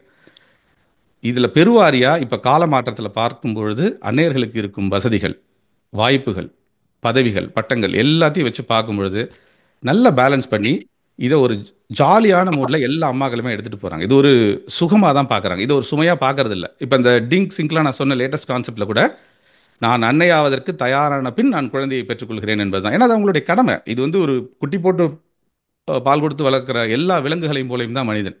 நம்ம சட்டப்போட்டு நாகரிகமாக இன்றைக்கி பேசிகிட்டு இருக்கோம், மற்ற விலங்குகள் பேசிக்கொள்வதில்லை. ஆனால் இதே பணியைத்தான் எல்லாரும் செய்கிறார்கள். நமக்கு இந்த 6வது சென்ஸ் இருக்கிறதுனால கொஞ்சம் உயர்வு நிவர்ச்சியில் போய் அந்த இழப்பையோ அவர்கள் செய்த வேலையோ நம்ம உயர்வு நிவர்ச்சியில் பேசி முடிக்கிறோம். அதனால் அன்னையருக்கும் அன்னையை போன்ற ஏனையோருக்கும் இந்த தினத்தில் இதை ஒரு உறவாக சொல்லி, தொப்புள் கொடியை மட்டும் நான் உறவாக சொல்லவில்லை, அன்னை என்ற உறவே அதி உன்னதமானது. அதை வந்து நீங்கள் சுகம் மட்டும்தான் அதுக்கு கொடுக்க தெரியும். அது வந்து அந்த ஈயன இறத்தல் எழுந்தன்னு ஒரு பாடல் ஒன்று சொல்லுவாங்க இல்லையா, அது மாதிரி இது வந்து கொல் என கொடுத்தல். அந்த உயர்ந்தன்றிருக்கு அந்த போக வேண்டாம், நம்ம அது கொல் என கொடுத்தல் உயர்ந்தது. அந்த அன்னையாக இருக்கிறவங்க கொடுப்பாங்க, அவ்வளோதான். அதை வாங்கிக்கிறதுல ஒன்றும் தப்பு கிடையாது. குழந்தைகளுக்கு அதெல்லாம் ஒரு சுமையே கிடையாது. குழந்தைய பெத்தா வளர்த்து தான் ஆகணுங்கிறது ஒரு கட்டாயம். அதனால் இதனை சுமை சுமை என்று சொல்லி அவர்களுக்கு மேலும் சுமையை ஏற்றாமல் சுகமாக சில வேலைகளை ஆண்கள் பிரித்து செய்ய ஆரம்பித்து விட்டார்கள் என்று சொல்லி, அன்னையாக இருப்பது, தாயினும் உறவில் வெஞ்சி நிற்பது சுகமே. எந்த தொலைநோக்கில் எடுத்து பார்த்தாலும் குழந்தை பிறந்ததிலிருந்து அது வளர்ந்து பெரிய ஆளாகி இன்னொரு குழந்தையை அது ஈனும் வரை அது ஒரு சுகமான அமைப்பு தான். இது பெற்றால் தான் பிள்ளையாங்கிறதையும் சேர்த்து தான் நான் சொல்கிறேன், அவர்களுக்கும் சேர்த்து. அதனால் அன்னையர் தின வாழ்த்துக்களை சொல்லி தந்த வாய்ப்பிற்கு நன்றி கூறி விடைபெறுகிறேன். நன்றி, வணக்கம். புதிய கோணத்திலே நீங்கள் அணுகி சுகமாக இருக்கக்கூடிய பணிகளை எல்லாம் இவங்க வேணும்னு திசை மாத்தி மடமாத்தி சுமைன்னு சொல்றாங்க, ஓவரா சீன் போடுறாங்க. இந்த காலத்துல அதெல்லாம் சுமையே கிடையாது, சுகம்தான். பிள்ளைகளை பெற்றுக்கொள்வதா வேண்டுமா வேண்டாமாங்கிறத முடிவு செய்யற அளவுக்கு இந்த காலத்து பெண்கள் போயிட்டாங்க. அதனால நீங்க தேவையில்லாம இதை சுமை என்று சொல்லாதீங்க. சில பணிகளை பெண்களால் தான் செய்ய முடியும் என்பதனால் அந்த பணிகள் அவங்களுக்கு தரப்படுது. திருவள்ளுவர் சொல்லுவார் இல்லையா, இதனை இதனால் இவன் முடிக்கும் என்றாய்ந்து அதனை அவன் கண் விடல் அப்படிங்கிற மாதிரி கொடுத்துருக்காங்க. நீங்க ஓவரா சீன் போட்டு இதை பெருசாக்க வேண்டாம், உங்களுடைய டெக்னாலஜி நாலேஜ் எல்லாம் இதுல காட்ட வேண்டாம் அப்படின்னு நகைச்சுவையாக சொல்லி சென்றிருக்கிறார் சிவா. இது எல்லாத்துக்கும் பதில் சொல்ல வேண்டிய பொறுப்பை நான் உண்ணாவிடம் ஒப்படைக்க விரும்புகிறேன். சுமையே அடுத்து வருகின்ற உண்ணா சுமையே என்ற அணியினுடைய நிறைவு பேச்சாளராக வருகிறார். நம்ம சிவாவுடைய கேள்விகளுக்கும் நக்கல் நையாண்டிக்கும் பதில் சொல்ல வேண்டிய பொறுப்பு உங்களுக்கு இருக்கிறது என்பதையும் நான் தெரியப்படுத்துகிறேன். உண்ணாமலை சுப்பையாவை பொறுத்தவரையிலே டெக்சாஸ் மாகாணத்திலே இர்விங் என்ற ஊரிலே வசிக்கிறார். சொந்த ஊர் காரைக்குடி. டிஜிட்டல் டிரான்ஸ்பர்மேஷன் சூப்பர்வைசராக டேலஸில் உள்ள FHLB வங்கியிலே பணியாற்றி வருகிறார். தமிழிலே ஆர்வமுடையவர், பெயிண்டிங் போன்ற நுண்கலைகளிலும் ஆர்வம் கொண்டவர்.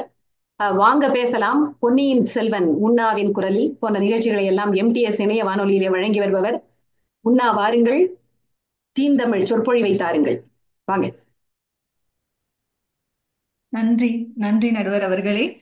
தாய்மொழியாம் தமிழை நேசிக்கும் உலகெங்கும் உள்ள அனைத்து தமிழுள்ளங்களுக்கும் என் அன்பான வணக்கம். அனைத்து அன்னையர்களுக்கும் என் அன்னையர் தின வாழ்த்துக்கள். இப்ப வரிசையா பேசிட்டு போனாங்க நடுவர் அவர்களே. எனக்கு எங்க ஆரம்பிச்சு எங்க முடிக்கிறதுன்னு தெரியல. முதல்ல நீங்க மங்களகரமா சொன்னீங்க இல்லையா, அதனால சுபா கிட்ட இருந்தே ஆரம்பிப்போம். நான் நேரா தலைப்புக்குள்ள வந்துட்டேன், கொடுக்கப்பட்ட 5 நிமிஷத்துக்குள்ள முடிக்கணும் அப்படின்றனால. சுபா இந்த மகப்பேறு காலத்தை பத்தி சொன்னாங்க. கஷ்டப்பட்டு குழந்தை பிறந்து அதுக்கப்புறம் அந்த குழந்தை சிரிச்சுச்சுன்னா எங்களுக்கு அப்படியே அந்த வலியெல்லாம் மறந்து போயிடும். நாங்க இன்னைக்கு எத்தனை பேர் கஷ்டப்பட்டு குழந்தை பெத்துக்கிறாங்க? எப்பிடியூரல் இன்ஜெக்ஷன் ஆரம்பிச்சு சி செக்ஷன் ஆரம்பிச்சு எத்தனை பேருக்கு இன்னைக்கு கஷ்டம், அந்த வலி எடுத்து குழந்தை இன்னைக்கு எத்தனை பேர் இருக்கு? அதெல்லாம் டிக்ளைன் ஆயிடுச்சு, அதெல்லாம் இவங்க மறந்துட்டாங்க. அதுக்கப்புறம் என்ன சொன்னாங்க, எங்க அம்மா சாப்பாடு பண்ணி கொடுத்தா நல்லா இருக்கும்னாங்க. எங்க அணில ஏற்கனவே சொன்னாங்க, இன்னைக்கு நம்மளே வீட்டுல ஒழுங்கா சமைக்கிறது கிடையாது. இன்னைக்கு சமைச்சு வச்ச சாப்பாடு 3 நாளைக்கு ஃப்ரிட்ஜுக்குள்ள தூத்தும் இருக்கு. ஃப்ரிட்ஜே அழுகிற நிலைமைக்கு வந்தது. என்னை சாப்பாடு எடுத்து வெளியில தூக்கி போடுன்ற நிலைமைக்கு ஃப்ரிட்ஜ் அழுகுது. இதுல இவங்க பிள்ளைக்கு சமைச்சு கொடுக்குறாங்களாம். அவங்களே இன்னொன்னு சொன்னாங்க, அன்னைக்கு 7-8 குழந்தைங்க பிறந்துச்சு, கஷ்டப்பட்டு வளர்த்தாங்க. அன்னைக்கு 7-8 குழந்தைங்க பிறந்து கஷ்டப்பட்டு வளர்த்தாங்க. இன்னைக்கு 7-8 குழந்தை பிறந்தா கஷ்டப்பட்டு உங்களால வளர்க்க முடியுமா? உங்களுக்கு பொறுமை இருக்கா? நாம் இருவர் நமக்கு இருவர் ஆரம்பிச்சு நாம் இருவர் நமக்கு ஒன்றுன்னு முடிஞ்சு இன்னைக்கு ஒன்னே ஒண்ணு கண்ணே கண்ணுல நிக்கிறோம். ஆக நமக்கு இன்னைக்கு அந்த ஒரு அம்மா அப்படின்னு நம்ம எடுத்துக்கிட்டோம்னா இன்னைக்கு நமக்குள்ள பொறுமை குறைஞ்சு போச்சு. அப்ப எப்படி நீங்க நான் கஷ்டப்பட்டு வளர்த்தாங்க அப்படின்னு அன்னைக்கு வளர்த்தாங்க, இன்னைக்கு நிலவரம் என்ன அப்படின்றதான் நம்ம பேசணும். நம்ம 2 ஜெனரேஷனுக்கு முன்னாடி உள்ள கதையெல்லாம் இன்னைக்கு பேசுறதுல ஒத்துக்க முடியாது. அதனால சுபா ஒரு பாயிண்ட்டுக்கு மேல பாத்தீங்கன்னா எங்க அன்னைக்கு ஆதரவா பேசிட்டு போயிட்டாங்க. அடுத்து சுமித்ரா இவங்களும் இந்த மகப்பேரை தான் கொண்டு வந்தாங்க. அதாவது நம்ம கல்யாணம் ஆகி போனோடனே இந்த கன்சீவ் ஆயிட்டோம் அப்படின்னு சொன்னோம்னா அந்த குழந்தை பிறக்கிற வரைக்கும் நமக்கு ராஜ மரியாதை. பார்த்து பத்திரமா எந்திரி, உட்காரு, கை பிடிச்சு நடக்கவா, சாப்பாடு இது வேணும்னு. குழந்தை பிறந்ததுக்கு அப்புறம் குழந்தைக்கு பால் கொடுக்கணும், குழந்தைக்கு இது நல்லது, குழந்தைக்கு அது நல்லது, நீ இது சாப்பிடாத. நமக்கு பிரியாணி சாப்பிடணும்னு தோணும். இல்ல நீ சாப்பிட்டனா குழந்தைக்கு ஒத்துக்காது. ஆக அந்த குழந்தை கருவை சுமக்க ஆரம்பிச்சதுல இருந்து ஒரு ஒரு சக மனுஷியா என்னைய பார்க்கல. எனக்கு என்ன பிடிக்கும், எனக்கு சாப்பாடு என்ன பிடிக்கும், எனக்கு தூக்கம், அதெல்லாம் கிடையாது. குழந்தைக்கு இது வேணும், குழந்தைக்கு ஆரோக்கியமா இருக்கணும், அதுக்காக நீ இதை பண்ணு, குழந்தை இப்படி இருக்கணும். நம்ம கொஞ்சம் படுத்தே இருந்தோம்னா குழந்தை நீ இன்ஆக்டிவா இருக்க போகுது, நீ எந்திரிச்சு நட, எனக்கு கால் வலிக்குது, ஆனா அதெல்லாம் இல்ல, குழந்தை ஆக்டிவா இருக்கணும். ஆக அந்த என்னைக்கு நம்ம ஒரு அம்மான்ற ஒரு கருவை சுமக்க ஆரம்பிக்கிறோமோ அன்னில இருந்தே நம்ம சுமையோட தான் இருக்கோம். எனக்கு என்ன பிடிக்கும்ன்றதே அங்க மறந்துட்டாங்க. குழந்தை பிறந்து அந்த குழந்தை வளர்ற வரைக்கும் நமக்கு ராஜ மரியாதை. அதுக்கப்புறம் அப்ப கூட அந்த குழந்தைக்கு நம்ம பால், நம்மளோட தாய்ப்பால் கொடுக்குற வரைக்கும். அதுக்கப்புறம் நேரா குழந்தைய கொஞ்சம் போயிடுவாங்க, நம்மள விட்டுருவாங்க. இதுல எல்லாரும் பிரெக்னன்சியை பத்தி பேசுனாங்க. நாங்களும் வந்து கல்யாணம் ஆன புதுசுல சிம்ரன் மாதிரி சிக்குன்னு சிம்ரன் மாதிரி இருக்கும்னு தான் நினைக்கிறோம். ஆனா இந்த தாய்மை அப்படின்னு வந்ததுக்கு அப்புறம் எங்களுக்கு வெயிட் ஏறிடுது. இது அதை திருப்பி அதை நாங்க குறைக்கிறதுக்கு நாங்க படுற கஷ்டம் இருக்கு. ஆனா இதே ஆண்கள்லாம் பாத்தீங்கன்னா அன்னைக்கு பார்த்த மாதிரி இன்னைக்கே இருக்காங்கன்னு சொல்லுவாங்க. அதுக்கப்புறம் இவங்க சுமித்ரா சொன்னாங்க, நாங்க சாப்பாடு பண்ணி முடிச்சு குழந்தை சாப்பிட்டுட்டு அடுப்பு அணைச்சிட்டு போனா கூட திருப்பி குழந்தை வந்து ஒரு தோசை கேட்டா சந்தோஷமா ஊத்தி கொடுப்பானு. நான் வந்து ஒரு தாய் தான், என்னை ஊத்தி கொடுத்தாலும் எனக்கு கஷ்டமா தான் இருக்கும். ஏன்னா நானும் ஒரு சக மனுஷி, என்னோட உடம்பும் இரத்தமும் சதையால தான் செஞ்சிருக்கு, இரும்பால செய்யல. ஓகேங்களா? சோறு இருந்தாதான் சித்திரம் வரைய முடியும். நான் இப்படி என் குழந்தை சிரிச்சா குழந்தை நான் எவ்வளவு கஷ்டப்பட்டாலும் பரவாயில்ல, என் குழந்தை சந்தோஷமா இருந்தா எனக்கு சந்தோஷம்னா நான் வந்து என் குழந்தையோட வாழ்க்கை கடைசி வரைக்கும் இருந்து அவளை வாழறத நான் பார்க்க மாட்டேன். நம்ம பிராக்டிக்கல் ரியாலிட்டி என்னவோ அதை தான் நம்ம பேசணும். இதெல்லாம் வந்து கேட்கறதுக்கு காதுல தேன் ஊறுற மாதிரி இருக்கு. ஆனா இன்னைக்கு நடைமுறை என்ன அப்படின்றதான் நம்ம கேட்கணும். சரி, இவ்வளோ கஷ்டப்பட்டு சொல்றீங்களே, குழந்தைங்களுக்கு வந்து நாங்க அது செஞ்சோம் இது செஞ்சோம், குழந்தைங்க வளர்றது எங்களுக்கு சந்தோஷம், அப்படியே இன்னைக்கு முதியோர் இல்லம் வந்துச்சு. நீங்க தானே இவ்வளவு கஷ்டப்பட்டு குழந்தைங்களை வளர்க்குறீங்க, சந்தோஷமா தானே குழந்தைங்க வளர்க்குறீங்க, அப்படியே முதியோர் இல்லம் வந்துச்சு. அப்பயும் வந்து சில பேர் வீட்டுல அதாவது அம்மாவை வச்சுக்கிறேன்னுவாங்க, அப்பாவை வேணா முதியோர் இல்லை. ஏன்னா அம்மா வந்து வீட்டுல இருந்தா வேலைக்காரியா இருப்பாங்க. அப்ப சிறிய பருவத்துல உனக்கு அம்மாவா இருந்து வளர்ந்தவ, உனக்கு கல்யாணம் ஆகி ஒரு ஃபேமிலி ஒரு குடும்பம் வந்ததுக்கு அப்புறம் அம்மா வந்து உனக்கு ஒரு வேலைக்காரியா தேவைப்படுறான். ஆக எந்த இடத்துல நீ ஒரு அம்மாவா மதிச்ச? அதெல்லாம் இவங்க வந்து ரியாலிட்டிய மறந்துட்டு பேசினாங்க அப்படின்றதுதான் எனக்கு கொஞ்சம் ஆதங்கமா இருக்கு. சிவா, அதாவது சிவா, உங்களுக்கு வந்து அஜைல் மெத்தடாலஜி தெரியும்ன்றதை நாங்க ஒத்துக்கிறோம். அதுக்காக நீங்க வந்து வாட்டர் ஃபாலை பத்தி தான் பேசி உங்களுக்கு அஜைல் தெரியும்ன்றதை எங்களுக்கு இன்டைரக்டா சொல்லணும்னு அவசியம் கிடையாது.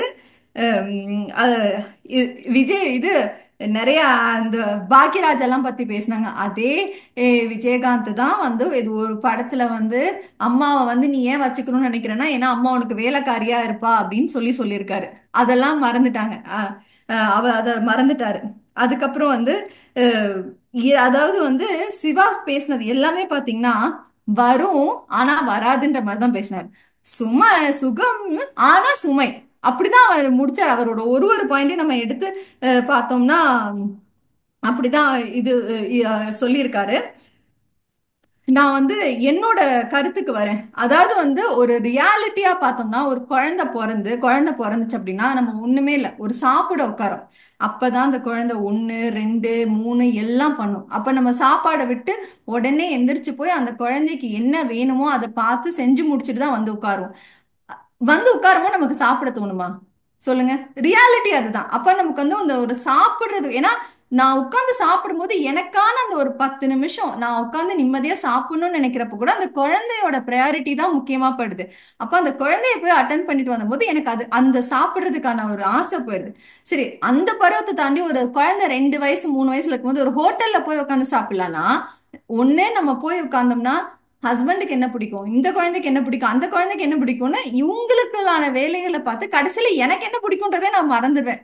அவங்களுக்கு என்ன பிடிக்கும், எங்களுக்கு நம்ம வீட்டுல ஒரு சமையல் பண்ணும்போது அப்படிதான். ரியாலிட்டியா பாத்தீங்கன்னா எங்க வீட்டுல வந்து அவங்களுக்கு என்ன பிடிக்கும், குழந்தைங்களுக்கு என்ன பிடிக்கும் போது எனக்கு என்ன பிடிக்கும்ன்றதே வந்து அவங்க மறந்து போகுது.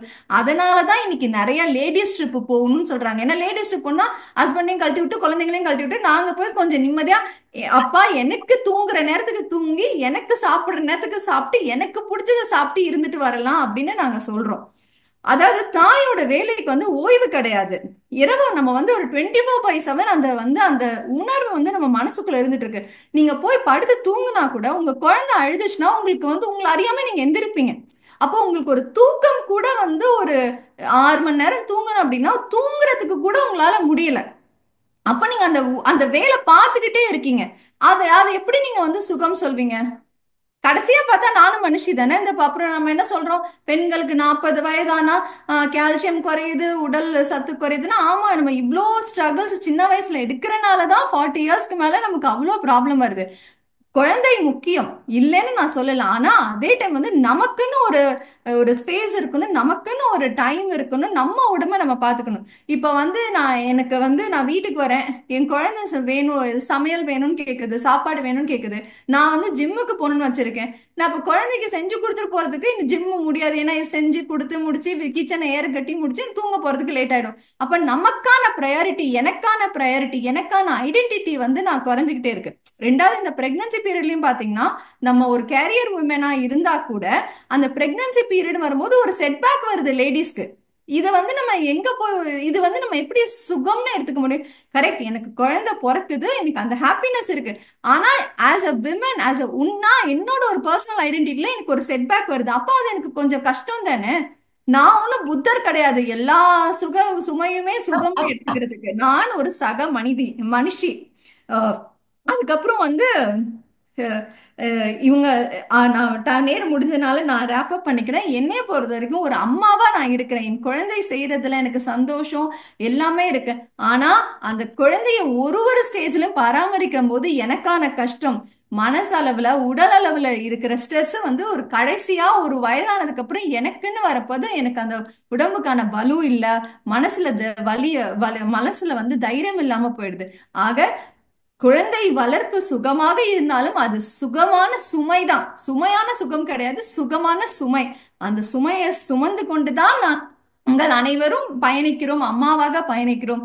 ஆக இது சுகமான சுமை, சுமை சுமை என்று கூறி வாய்ப்பளித்த அனைத்து உள்ளங்களுக்கும் நன்றி பாராட்டி விடைபெறுகின்றேன். நன்றி, வணக்கம். எவ்வளவு துன்பங்களையும் சுமையையும் தாங்கிக்கிட்டு இருந்தா இப்படி வந்து கொட்டியிருப்பாங்க பாருங்க. அந்த மூட்டை அவுக்க வந்துகிட்டே இருக்கு. நேரம் ஆயிடுச்சு அப்படிங்கறனால பாதி மூட்டையோட அதை ஏற கட்டிட்டு அவங்க போறாங்க.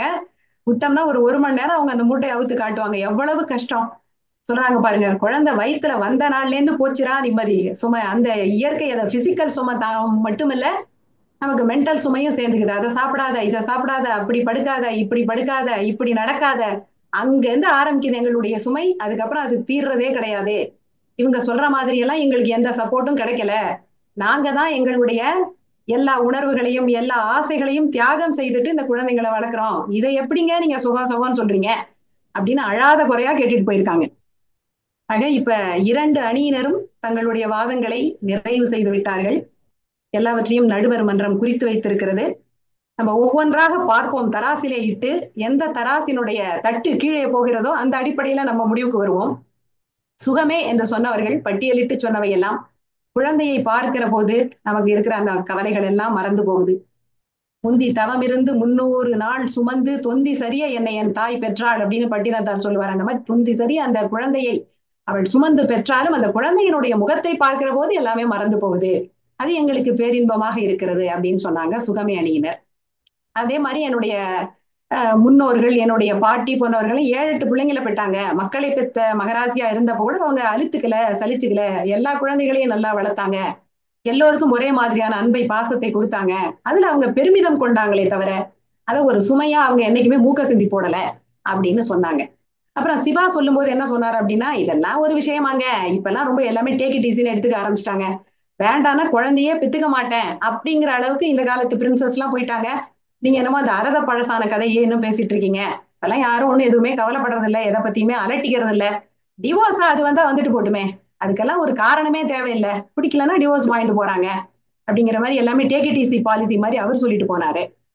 ஆக இந்த மாதிரி அவர்கள் வைத்த கருத்துக்கள் இதெல்லாமே ஒரு பக்கம் சுமை மாதிரி தெரிஞ்சாலும் இதெல்லாம் சுமை இல்லைங்க, சுகம்தான். அதை எடுத்துக்கிறதுல தான் இருக்கு. என் குழந்தைக்கு சமைச்சு கொடுக்கறதுல எனக்கு மகிழ்ச்சி தான், என் குழந்தைக்காக கஷ்டப்படுறதுல எனக்கு மகிழ்ச்சி தான் அப்படிங்கறத அவங்க சொன்னாங்க. சுமையே அப்படிங்கிறவங்க அதுல என்னென்ன பிராக்டிக்கல் டிஃபிகல்டிஸ் இருக்கு, நம்ம இதெல்லாம் சுகம்னு சொல்றோமே, இதனால எவ்வளவு மகிழ்ச்சியை, நமக்கான ஆசைகளை, நமக்கான வேலைகளை எல்லாம் நம்ம தியாகம் செய்ய வேண்டி இருக்கு. ஒரு ஜிம்முக்கு போகணும்னா கூட போக முடியறது இல்ல, நமக்கு படுத்து தூங்கணும்னு நினைக்கிற நேரத்துல தூங்க முடியல, அப்பதான் அந்த குழந்தை 8 கட்டையில கத்தும், அப்புறம் 1க்கு 2க்குன்னு எல்லாம் வரிசையா போகும். ஆக நம்மளால நிம்மதியா ஓய்வெடுக்க முடியல. குழந்தையை வயிற்றிலே சுமக்கிற காலத்திலிருந்து அந்த பிரச்சனை ஆரம்பிக்கிறது. அதனால பிராக்டிக்கலா பார்த்தோம்னா இதெல்லாம் சுகம்னு நம்ம நம்மளை நாமே ஏமாற்றிக் கொள்கிறோமே தவிர இதுல முழுக்க சுமையினுடைய பாரம் எங்களால தாங்க முடியல, அதிகமாகத்தான் இருக்கிறது அப்படிங்கிறாங்க. சுகம்ங்கிற வகையில இன்னொரு கருத்தையும் நீங்க என்ன சொல்லலாம்னா, தாய்மார்கள் தான் நம்முடைய மரபை, நம்முடைய மொழியை குழந்தைகளுக்கு சொல்லிக் கொடுக்கிறோம். அந்த வகையிலே அது நமக்கு மகிழ்ச்சியை தருகிறது அப்படின்னு நம்ம சொல்லலாம். அதே மாதிரி நம்முடைய குழந்தைகள் பெரியவர்களாக வளர்ந்து உலகம் போற்றுகின்ற சான்றோர்களாக நிற்கிற போது மிகப்பெரிய மகிழ்ச்சியை அந்த தாய் அடைகிறாள். அதை நம்ம மறுக்க முடியாது. ஆக மரபுகளை நம் பிள்ளைகள் பின்பற்றும் போது, அவர்கள் மிகச்சிறந்த சான்றோர்களாக வளர்ந்து நிற்கும் போது, அவர்களை மற்றவர்கள் எல்லாம் கொண்டாடும் போது அந்த தாய் மிகப்பெரிய மகிழ்ச்சியை அடைகிறாள். அது மறுக்க முடியாத உண்மைதான். அதே மாதிரி மற்றவர்களை மகிழ்ச்சி படுத்துவதிலே நமக்கு ஒரு மகிழ்ச்சி கிடைக்கிறது. நம்ம புத்தர் இல்லை அப்படின்னாலும் சில நேரங்கள்ல மற்றவர்களுக்காக சிலவற்றை செய்கின்ற போது அதிலும் ஒரு மகிழ்ச்சி இருக்கத்தான் செய்கிறது. இதெல்லாம் சுகம் அழியினருக்காக நானும் சில செய்திகளை எடுத்து தருகிறேன். அது இல்லாம சுமை அப்படின்னு பார்க்கிறப்ப இன்னமும் கூட நம்ம 21ஆம் நூற்றாண்டு வந்துட்டோம். ஆண்களுக்கு இணையா, ஏன் ஆண்களை விட அதிகமாகவே பெண்கள் படிக்கிறார்கள் அப்படின்னு பார்க்கிற போதும் பெண்களுக்கு அந்த பளு குறையவே இல்லை. அந்த காலத்துல வீட்டுல இருந்த பெண்கள் 7-8 பிள்ளைகளை பெற்றுட்டு வீட்டு வேலைகளை செய்து கொண்டிருந்தார்கள். இப்ப நம்ம 7-8 பெற்றுக்கலனாலும் 1-2 பெற்றுக்கிட்டாலும் அவங்கள முழுக்க வளர்க்கிற பொறுப்பு நம்ம கிட்டதான் இருக்கு. நம்ம வேலைக்கு போறோம், படிக்கிறோம். In addition to that kitchen cabinet நம்ம கைவசம் தான் இருக்கு. அதை யாருமே எடுத்துக்கிறதுக்கு வரதில்லை. அந்த காலத்துல பிள்ளைங்க கிச்சன்ல உட்காந்து நம்மளோட சேர்ந்து சாப்பிட்டாங்க. இப்ப மாம் இஸ் பிரேக்ஃபாஸ்ட் ரெடின்னு நமக்கு டெக்ஸ்ட் பண்றாங்க. அவ்வளவுதான் வித்தியாசமே தவிர இன்னமும் சமைக்கிற பொறுப்பு பெண்களிடம் தான் இருக்கிறது. பல ஆண்களுக்கு எனக்கு சுடு தண்ணி கூட வைக்க தெரியாது அப்படிங்கறது தான் இன்னும் பெருமையா சொல்லிட்டு இருக்காங்க. எங்க ஏரியால எல்லாம் பாத்தீங்கன்னா பெண்கள் ஊருக்கு போயிட்டாங்கன்னா இங்க இருக்கிற ஆண்கள் என்ன பண்ணுவாங்கன்னா சப்பாத்தி ஏதாவது இந்த மாதிரி கடையில வாங்கிப்பாங்க. மற்றபடி குழம்பு ஒரு வீட்டுல இருந்து வரும், ரசம் ஒரு வீட்டுல இருந்து வரும், காப்பி ஒரு வீட்டுல இருந்து வரும். ஆக ஒரு காப்பி கூட இவங்களுக்கு வச்சு குடிக்க தெரியாது. அந்த மாதிரிதான் இன்னமும் நம்முடைய ஆண்கள் இருக்கிறார்கள் என்பதை நம்ம ஒத்துக்கத்தான் வேண்டும். ஆக இதெல்லாம் பெண்களுக்கு சுமையை கூட்டுகிற செயலாகத்தான் இருக்கிறது. அவங்களுக்குன்னு ஸ்பேஸ் கிடைக்க மாட்டேங்குது, டைம் கிடைக்க மாட்டேங்குது. எல்லா வேலைகளையும் முடித்து விட்டு அவங்க நம்ம ஆசைப்பட்டதை செய்யறதுக்கு கூட அவங்களுக்கு நேரம் இருப்பதில்லை.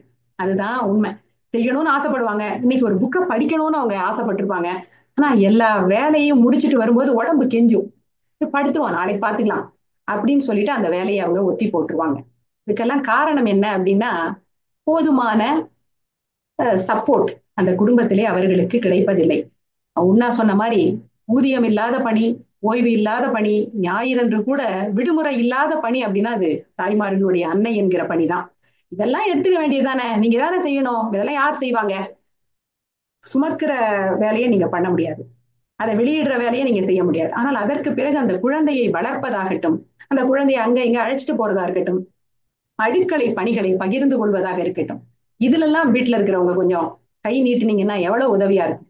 அதை கூட இந்த காலத்துல ஆண்கள் இன்னமும் செய்யவில்லை அப்படிங்கிறது தான் வருத்தத்திற்குரிய உண்மை. அதனால பல பெண்கள் தாய்மார்களை எடுத்துக்கொண்டவர்கள் she buries her dreams, she burns her desires அப்படின்னு தான் நம்ம சொல்ல வேண்டியதா இருக்கு. குடும்ப சுமையின் காரணமாக பலவற்றை அவங்க அப்படியே தள்ளி போடுவது, தவிர்ப்பது, அப்படியே போயிட்டு இருக்கிறப்ப ஒரு காலத்துல நமக்கு பிடிச்சது என்னங்கிறது நமக்கே மறந்து போயிடுது.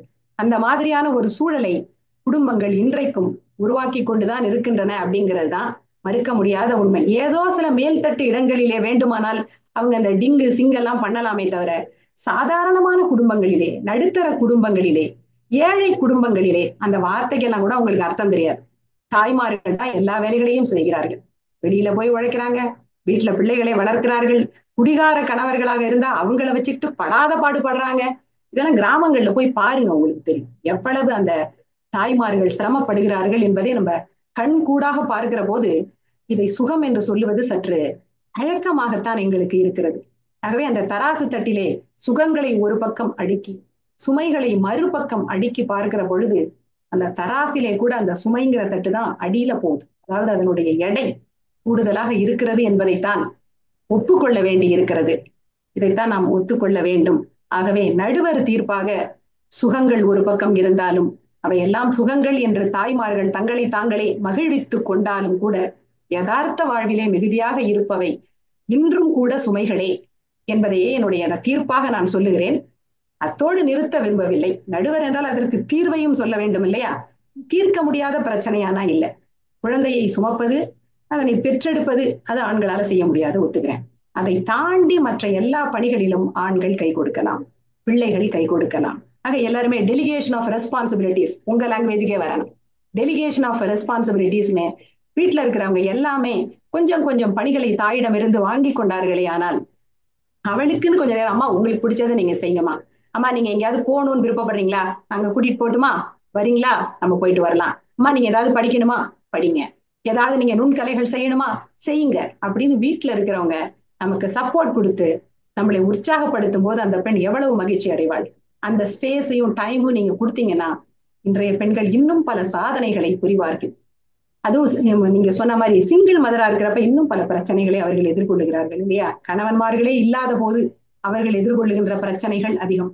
கணவனை இழந்த பெண்கள், இப்போ நீங்க பாத்தீங்கன்னா மனைவியை இழந்தா அவன் மறுமாசமே புது மாப்பிள்ளை ஆயிடுவான். ஆனா அந்த பெண் குழந்தைகள் இருக்கிற அந்த ஒரே காரணத்துக்காகவே திருமணம் செய்து கொள்ளாமல் இந்த குழந்தைகளுடனேயே போராடி இந்த குழந்தைகளை வளர்த்து ஆளாக்குவது இன்னைக்கும் நடக்குதா இல்லையா? இன்னைக்கும் நடக்குது.